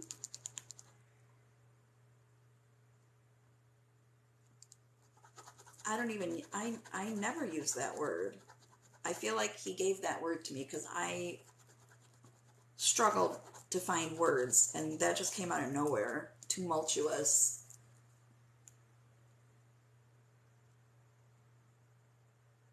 Like you mentioned your mom and I kind of started probing like,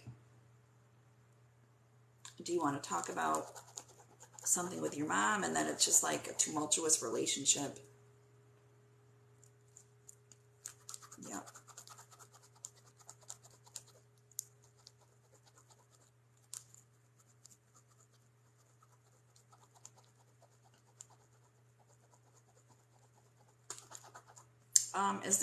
Is there relevance to a pocket watch?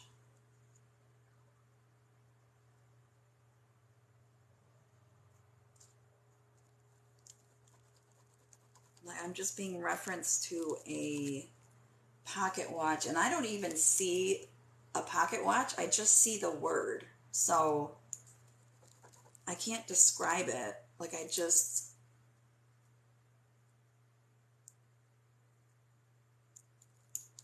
don't know, pocket watch.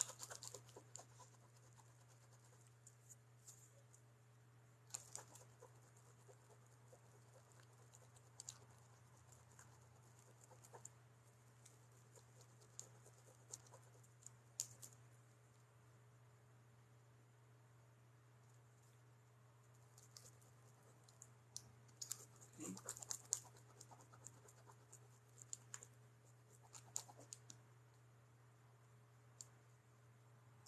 Okay.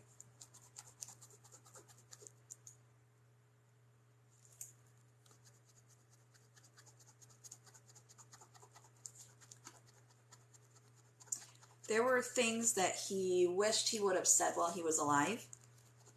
And I kind of feel like it's everything that we've been talking about. I definitely feel like there's more. There's more. I don't even know if he'd want to talk about it for whatever reason.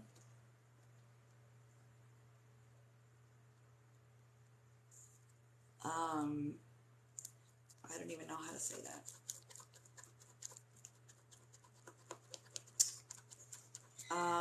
I'm being referenced to some kind of assault.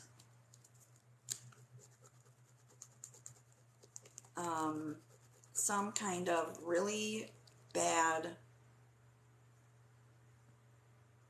I don't know how to say this, like my life will get banned. Traumatizing assault. This is a life-changing type of thing.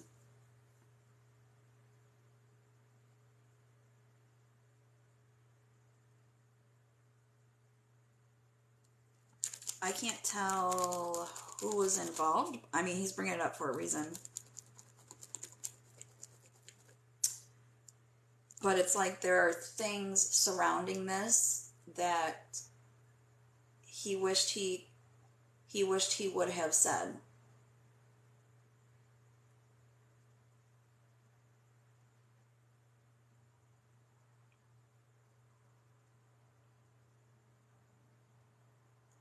Um,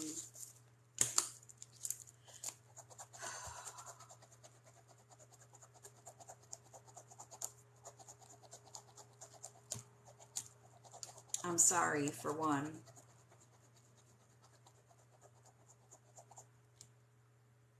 I'm sorry and forgive me.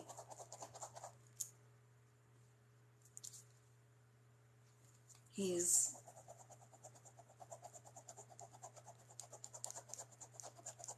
like, I was broken.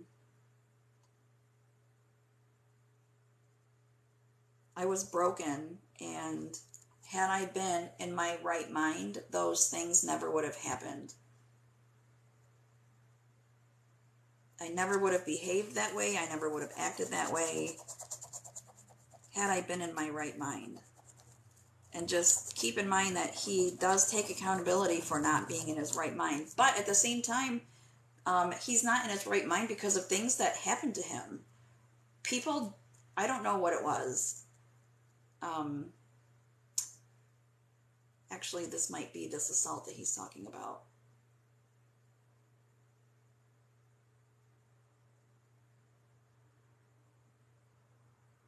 Holy shit, okay. People did something to him, did things to him, traumatizing things. I think that's where this assault comes in. Jesus Christ. And this is him describing it to me. So he's telling me that he was broken, that those things, that whatever happened to him, that those people did. And these are like many different situations. It feels like, it doesn't feel like one thing, minus this assault that's different, but it feels like a bunch of different things. And it's like, it broke me. And so everything that happened after that, all of these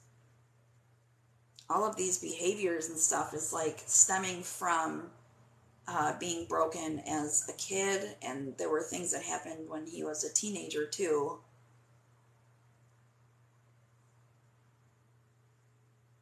And it messed with his state of mind. It's like, I'm not in my right mind.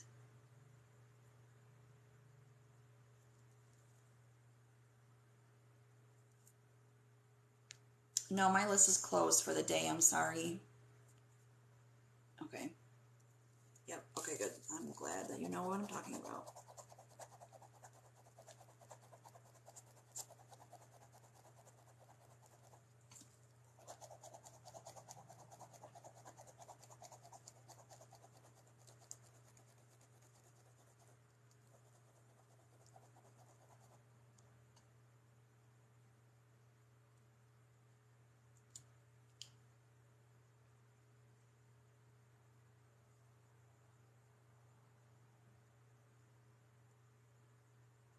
It's my responsibility to heal. It's my responsibility to deal with my own trauma. But I didn't. This is more of him taking accountability to relieve you of this guilt that you feel, because there's nothing that you could have done, because he was responsible for his own healing, and he was not willing to face it. I mean, it was so painful and so traumatizing. He just was not willing. To be honest, that he's like, I wasn't willing, but to me it also feels like he wasn't able to. He just wasn't able to, because it was so painful and so traumatizing. He didn't have the emotional capacity. He just didn't. He didn't have the emotional maturity. I feel like his emotional growth was stunted because of what was done to him. Like, he stopped maturing at whatever age the trauma started.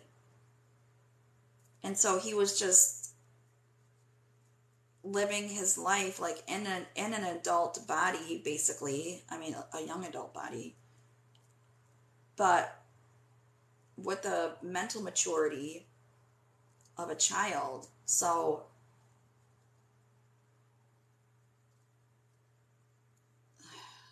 I just don't feel like he even had the capability.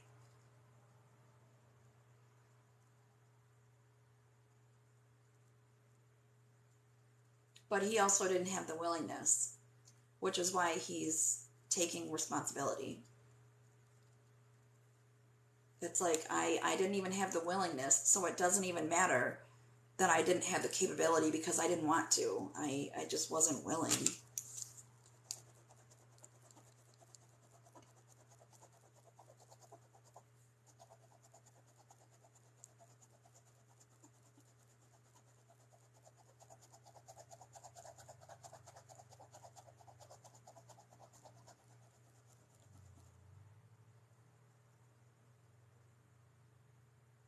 Did he have tattoos on his hands or like on his fingers or some? I don't know.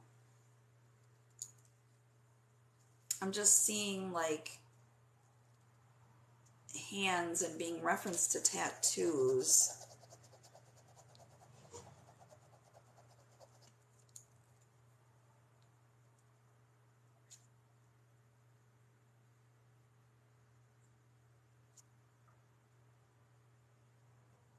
Oh boy.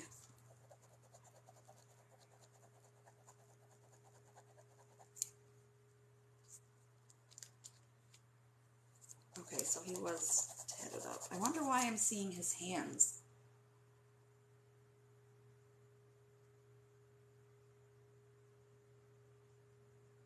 He's showing me his hands.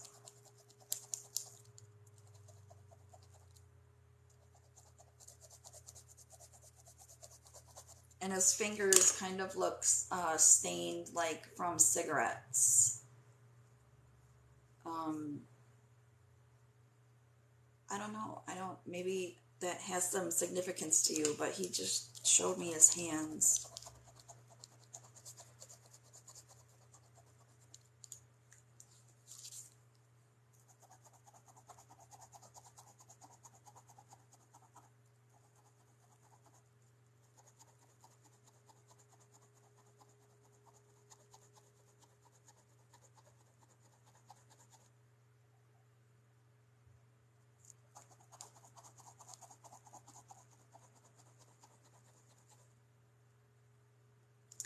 I feel like him and his girlfriend played off of each other, because she's also someone who has suffered significant trauma, and she's also somebody who feels entitled to help from other people. So, and he's telling me this because he doesn't want you to place blame on her. He's showing it to me like they're mirroring each other. They're like bouncing off of each other. And it's like a really volatile relationship.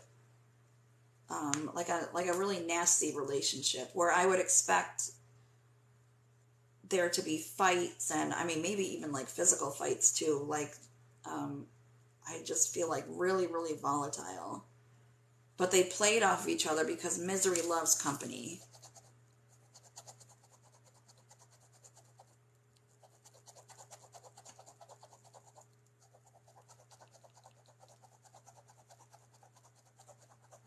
She used him for sure.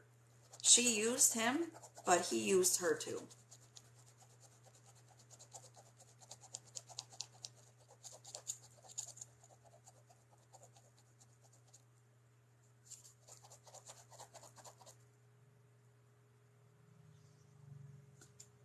He does not want you to feel guilty.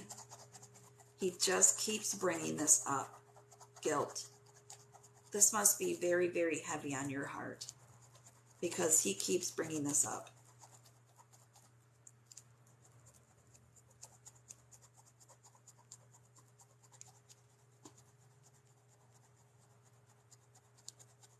It was his time to go. It was his time. And the way that he lived his life was his choice.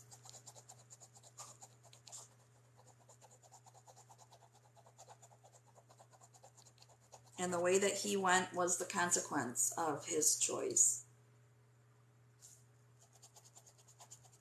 Like, you literally could not have done a single thing differently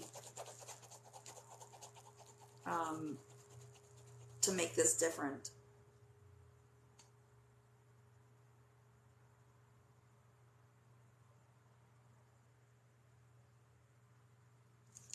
I feel like your mom has some guilt too, because he just brought her up. We're talking about guilt and he just brought her up too.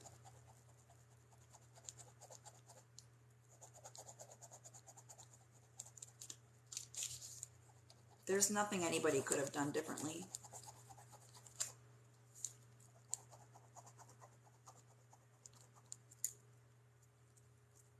Well, he's like, except for the people that traumatized him.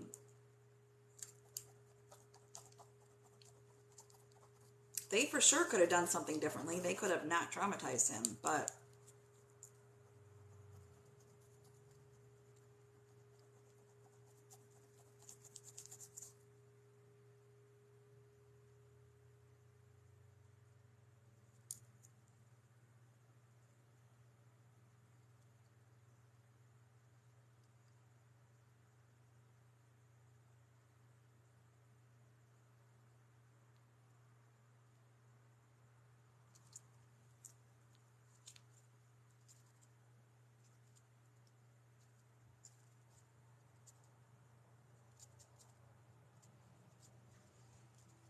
okay, yeah.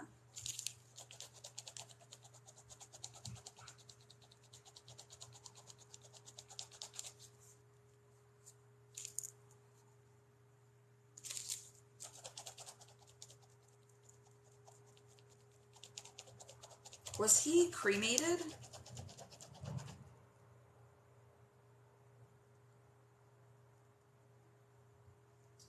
Um, I don't know. I don't, because I'm being referenced to a jar, and I feel like my remains are in that jar on a shelf.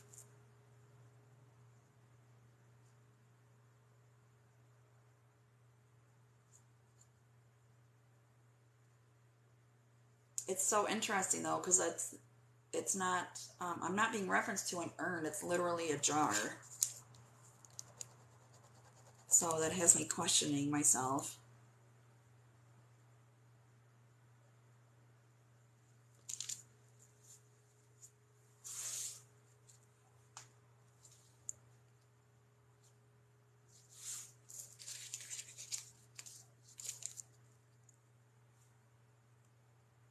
Oh, okay, okay,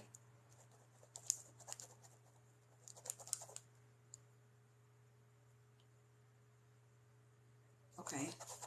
Yeah, that makes sense. I was gonna say, like, why? Yeah, that makes a lot more sense. Because it's like there's something of me in this jar. That makes a lot more sense. Okay.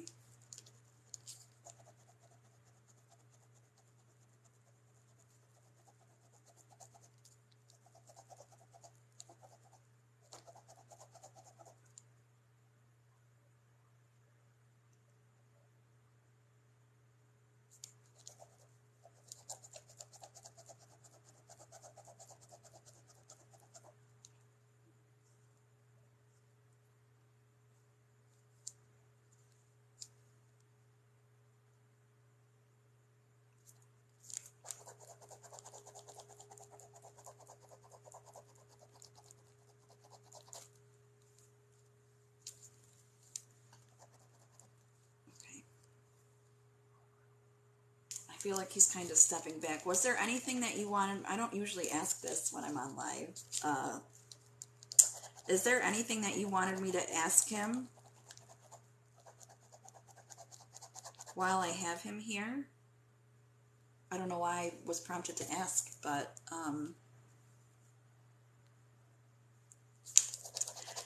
when we cross over, I just want to say, when we cross over, we get to see things that happened in our life. We see it clearly. So you get to see like the people that you hurt, like how your actions affected people, and you have the opportunity to grow. Like your soul has the opportunity to grow. So I just want you to know that he has chosen to grow. He's chosen to take a hard look at his actions and the consequences and how they affected everybody else and how his actions played a part in his own downfall. And he's chosen to grow. Like, I don't know how long ago he passed, but I feel like he's still in the midst of this growth. Like, I don't feel like I'm speaking to somebody who has completed it, like completed the, whatever all of the lessons are. You know what? Because this is part of it. Him having the ability to apologize and take accountability is part of the growth.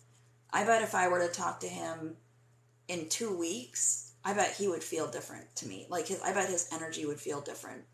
Because this is part of it. Now he's having a real opportunity to take accountability and to tell you, like, please let go of this guilt because you did nothing wrong and you couldn't have saved me.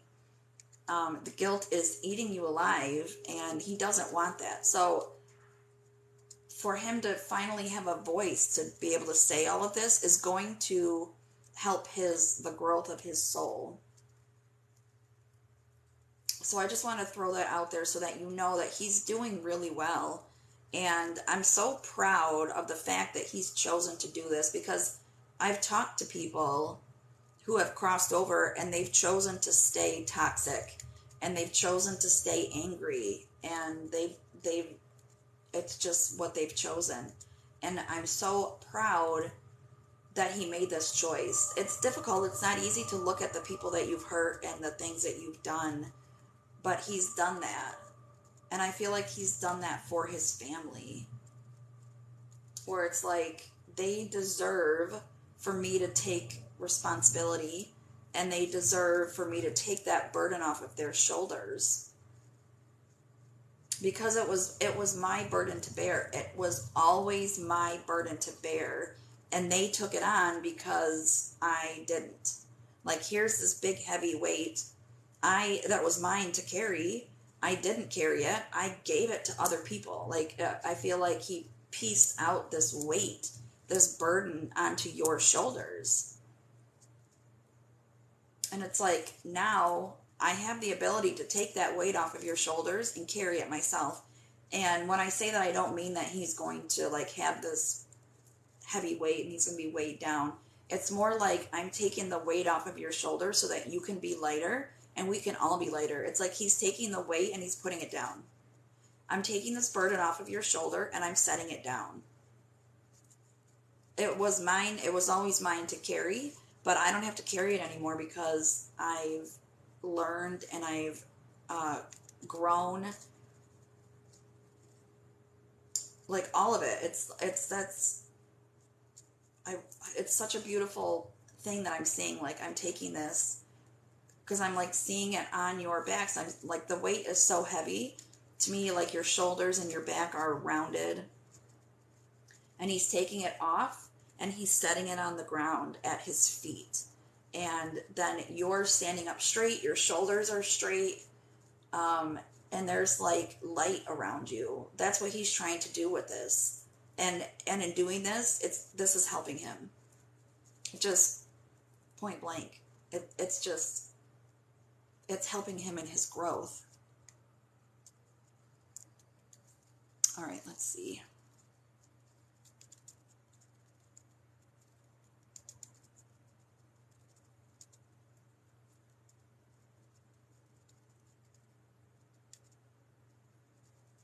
He definitely knows you're sorry.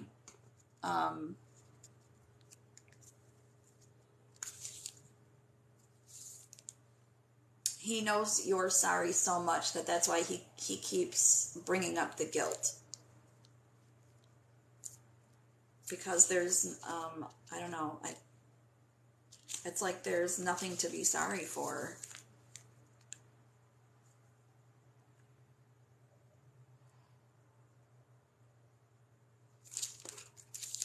I feel like some of the things, I don't know how to describe this. I feel like some of the things that make you not the best sister have to do with, I feel so weird all of a sudden.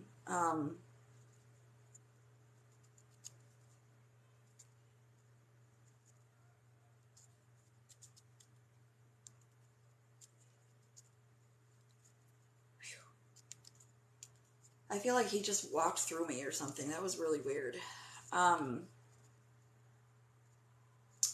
It has to do with things that happen between siblings. Like, I feel like these are fights that, in the end, they don't matter. Just like to kind of boil it down, it's like, in the end, they don't matter. And there's nothing to be sorry for. It's like, maybe they're like petty things or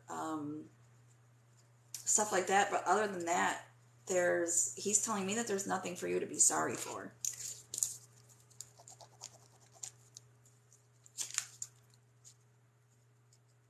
All right, let's see. Is he protecting?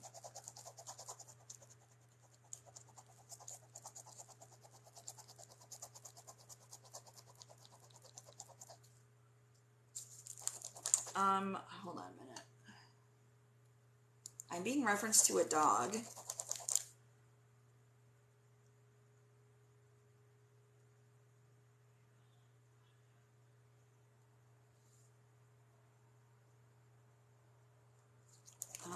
Hold on, I'm just trying to see where this dog is. I feel like this dog is with him. Did y'all have like a childhood dog or something? I feel like this dog is with him that he's referencing.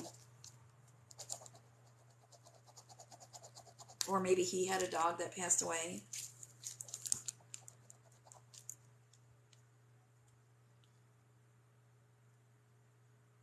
Oh, it's only been 2 years. Okay.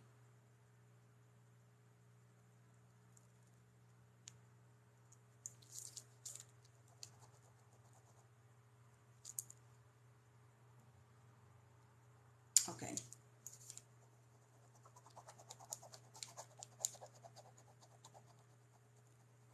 He is, I mean, I should say I am being referenced to one dog, which I just want to point out that could just be my own point of reference.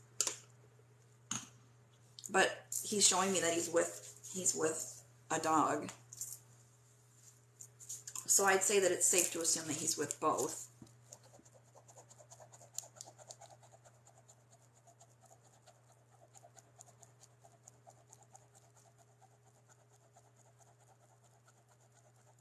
This person, I don't know how to say this.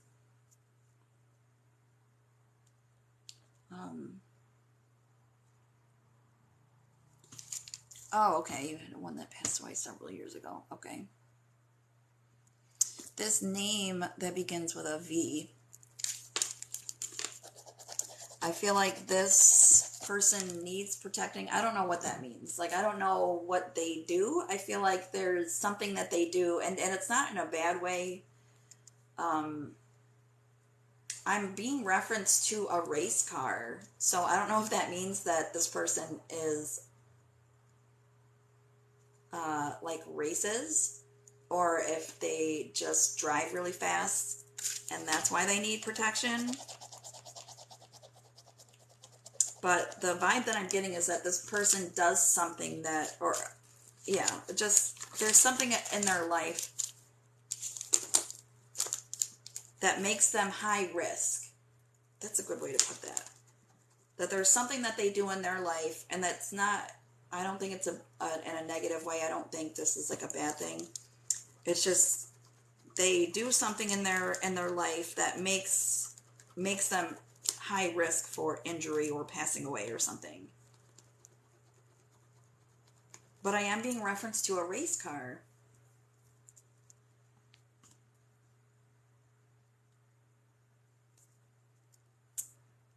Oh.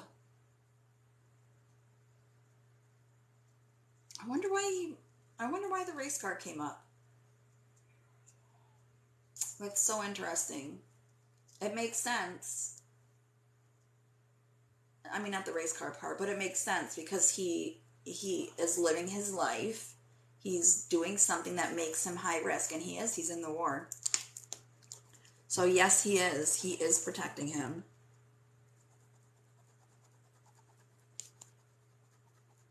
He is for sure protecting him.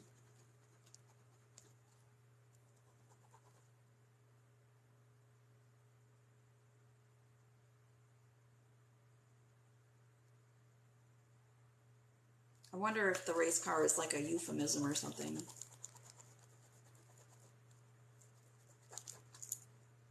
Like living fast or something like that. That's so interesting.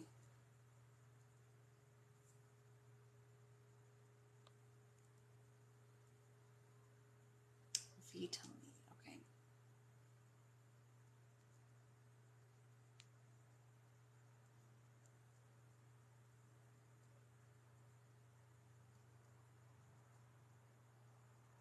Yeah. Yeah. All right. Hold on. Let's see.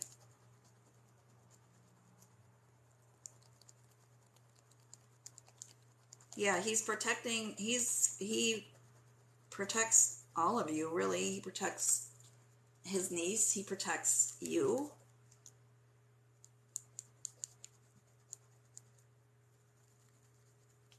I feel like he protects your mom.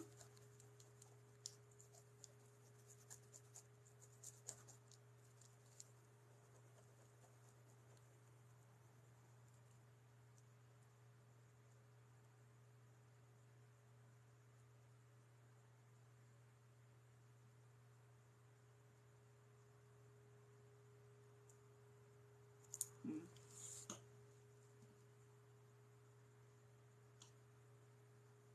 Oh, that's so sweet. Yeah, because I mean, he ugh, he he's looking at her fondly. Like when I'm asking about, him protecting her, the image that I see is he's looking at her and like the look on his, I don't know how to describe it. He's just looks fondly at her. Like when your facial features soften and he has kind of a smile on his face, like when you look at somebody that you just love and you're just watching them do stuff.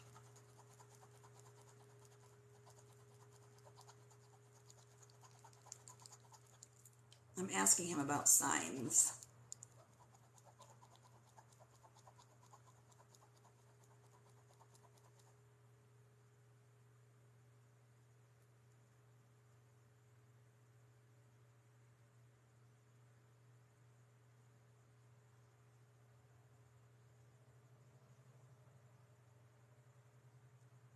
Have you have you had ants in your house?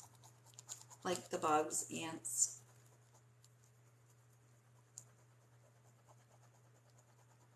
I'm being referenced to ants. I'm asking about signs, but he's talking about ants. Which maybe if you've had, that could be just validation. Like if you've had ants in your house recently.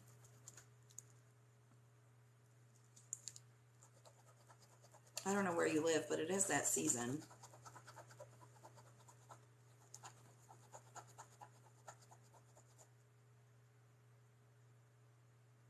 But I kind of see them like at a picnic. Like I see a blanket laid out on the ground and it's like picnic food. But then like ants show up.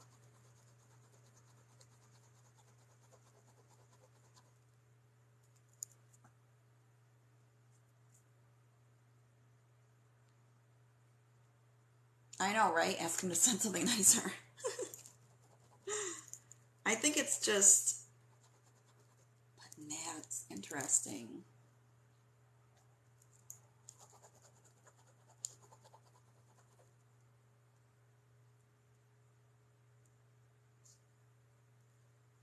I think that he is just, maybe I need to word my language with him better, but uh, to me it feels like just validation of like to let you know that he's around you, that he's around and he knows what's going on. That's so interesting.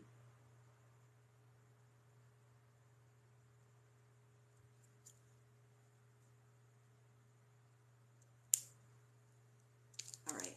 So let me ask, what's what signs have you sent her to let her know that you're there?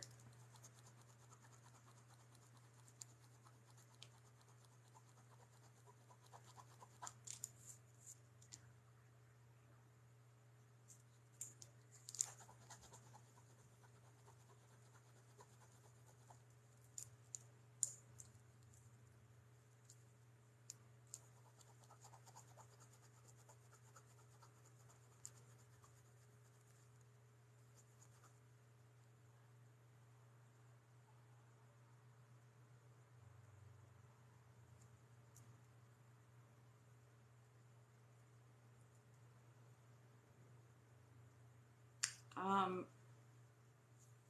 I don't know what that means. I'm seeing like sunshine. I'm not sure what that means. Do you ever watch the sunset and think of him? Because I'm just seeing like sun rays. And I'm like, well, can you be more specific? What does that mean? Because, like, I know you don't control the sun. So, like, what does that mean? And then I see somebody, like, I see the back of their head and they're watching the sunset and they're thinking about somebody. Like, they're reflecting on them or something. And it's like this, but it's like this beautiful scene. It's like there's a lot of green. So, like, there's grass, but then there's like trees in the distance. It's like a really beautiful sunset.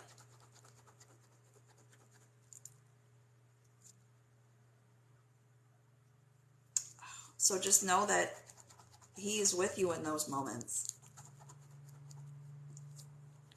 He is with you in those moments. That's amazing. But he just showed me, and that's why I'm seeing it from behind. He just showed me being next to you and like he puts a hand on your shoulder.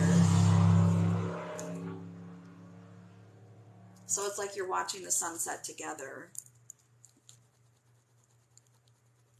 So if you ever feel something, because sometimes, like some of us can physically feel when spirits touch us. So if you feel something, just know that it's him, that it's real.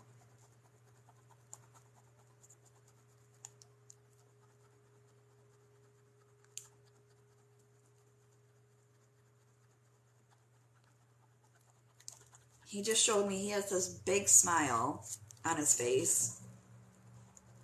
Big smile. He wants you to know that he's happy and he's healthy and that he's doing well.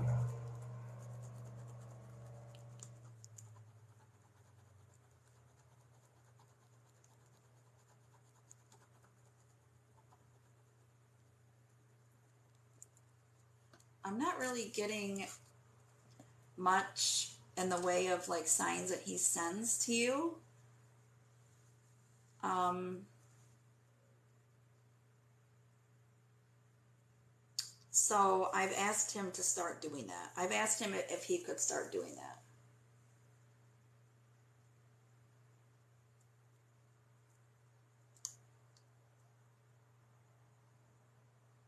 I don't know, or maybe he's just not sharing them with me, what the signs are. I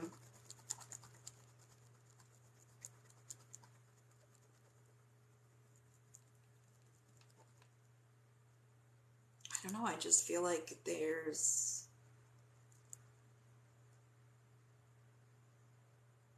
I'm just not getting anything specific. So I asked him if he would start doing that. If he hasn't already, and maybe he just doesn't want to show me or tell me, that's okay. There's nothing wrong with that. But I asked him if he would start sending you signs if he doesn't already.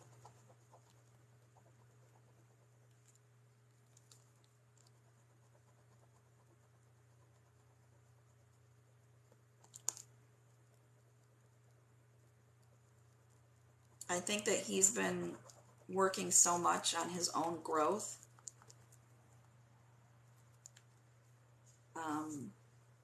Working on, he had to work on forgiving himself and also wondering if you would forgive him, if the people that he loved would forgive him.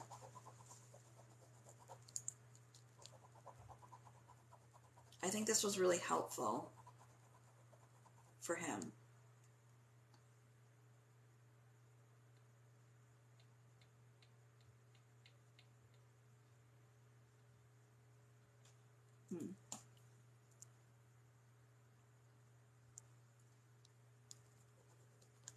I feel like you'll be outside when you get signs from him.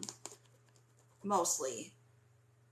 Yeah, like I feel like most of whatever it will be, you'll be outdoors.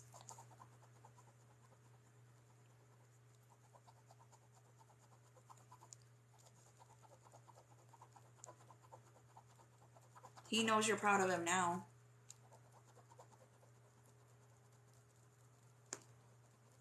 He knew that you were proud when he did get sober. I think there was this level, it's interesting.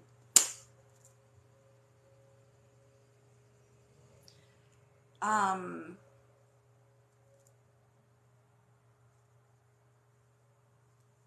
trying to put it into words. It's like he knew you were proud of of getting sober, but it's like, I'm proud of you in spite of what you did. That's how he took it. That's how he's telling me that he took it when he was alive. And for a little bit after he crossed too, before he realized how it really was that it's like, I'm proud of you in spite of whatever you did. In spite of all of these bad things, I'm proud of you. And it's like he wondered if you secretly held a grudge or something. But he sees it clearly for what it is now, and he knows that you're proud of him.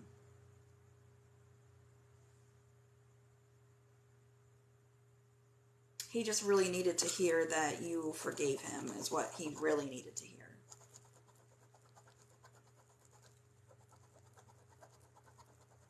That's what he really needed to hear.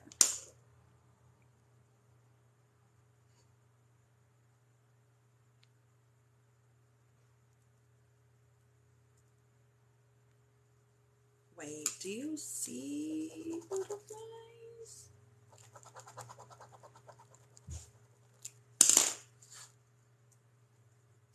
I should have just said it. I should have just said it. Because I asked about signs and I saw butterflies and I thought it was myself. I thought I was putting it from the last reading. I drive myself crazy, I'm telling you. If you see butterflies and they make you think of him, they are a sign from him. For sure. I'm telling you, they are a sign from him. That was my own self-doubt. Don't let my self-doubt dampen anything that when you feel like that, it's true, it's real, and you feel like that for a reason.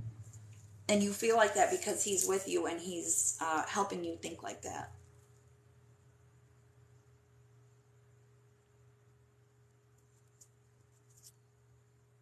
Oh my God, that's incredible. I should have just freaking said it. That's incredible. It absolutely is. And he's probably so annoyed with me right now for not saying that. I'm glad that you brought that up. I'm glad that you said something. So, and I bet he had a hand in you saying that because he wanted that validated that that is him. He wanted that validated.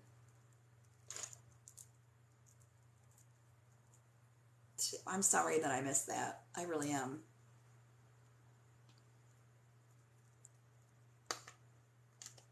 I just thought there's no way I have 2 readings in a row with butterflies. But I mean, why can't it be? Why? Whatever. I'll shut up. I will chastise myself on my own time.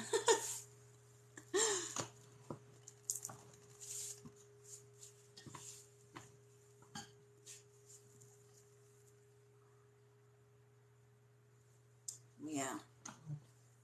Well, I hope that was helpful.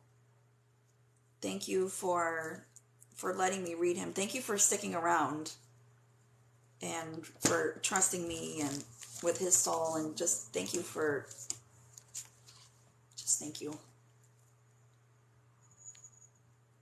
He's great, and you're wonderful too. Good. I'm very glad.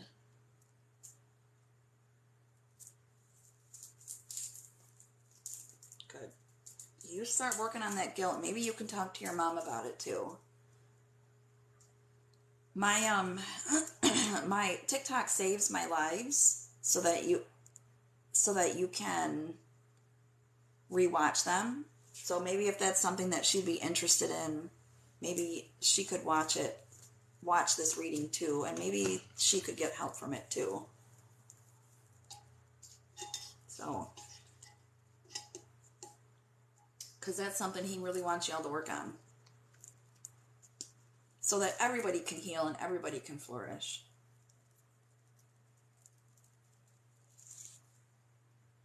So, wow. Thank you for all the likes, everybody, and the comments, and thank you for the support. I appreciate it. I'm going to hop off of here for the day. I'll probably be back tomorrow again, but I can't even see who's here anymore. But yeah, thanks for everything, guys. Much love to you. You know what? Hang on, I'm going to look.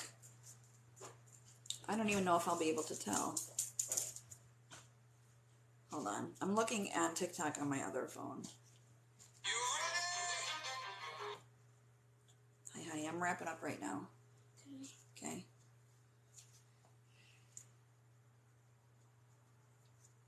We didn't know we were wrapping up right now, so we actually thought if we stole some, then we can have. Me and Zach want to have the pizzas.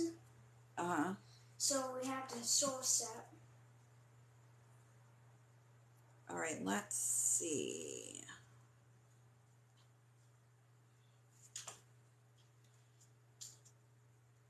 Where do you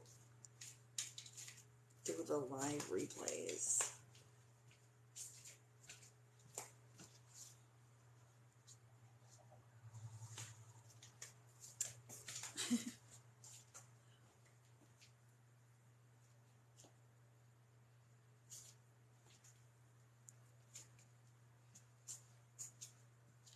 Hi, everyone.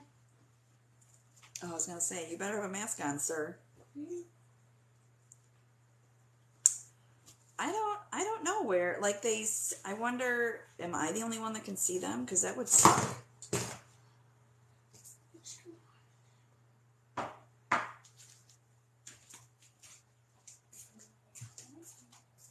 I mean, it saves them. I know that it records and saves them because I've seen them. I wonder if I'm the only one that can see them.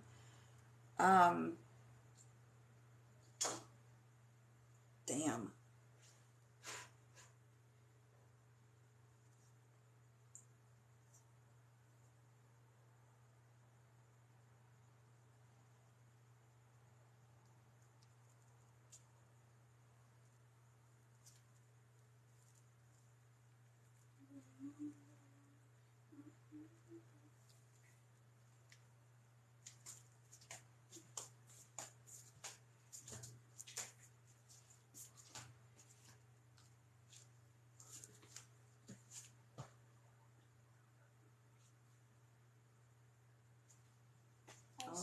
dumb.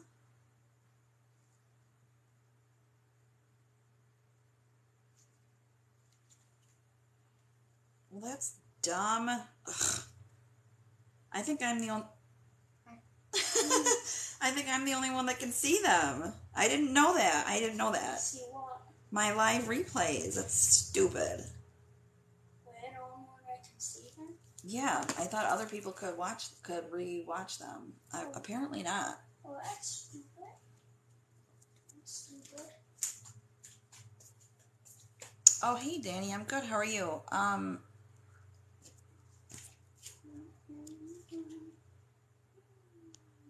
Yeah, I don't think it sounds weird at all because people on the internet are weird. So yeah, I never put their faces on my TikTok. I'm gonna see about that sucks.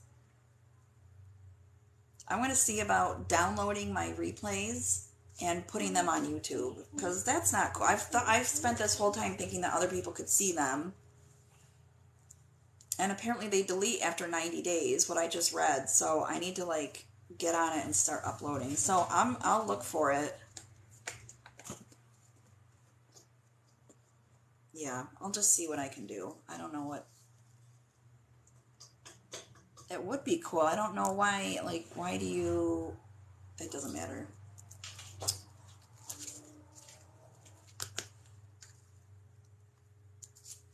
We'll see. Yeah, I'll look into it and I'll see. And if I'll post something about it, or maybe you'll catch me on a live and I can talk about whatever I come up with. Like what I'm thinking I will do is download them and just put them on YouTube and let everybody know that's where they are.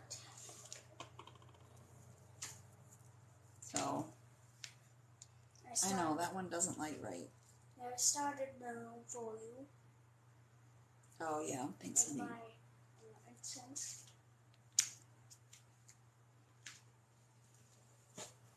All right, it's all right. Relax, sir. All right, we're gonna hop off of here for the night. So thanks again, everybody. You have a good night.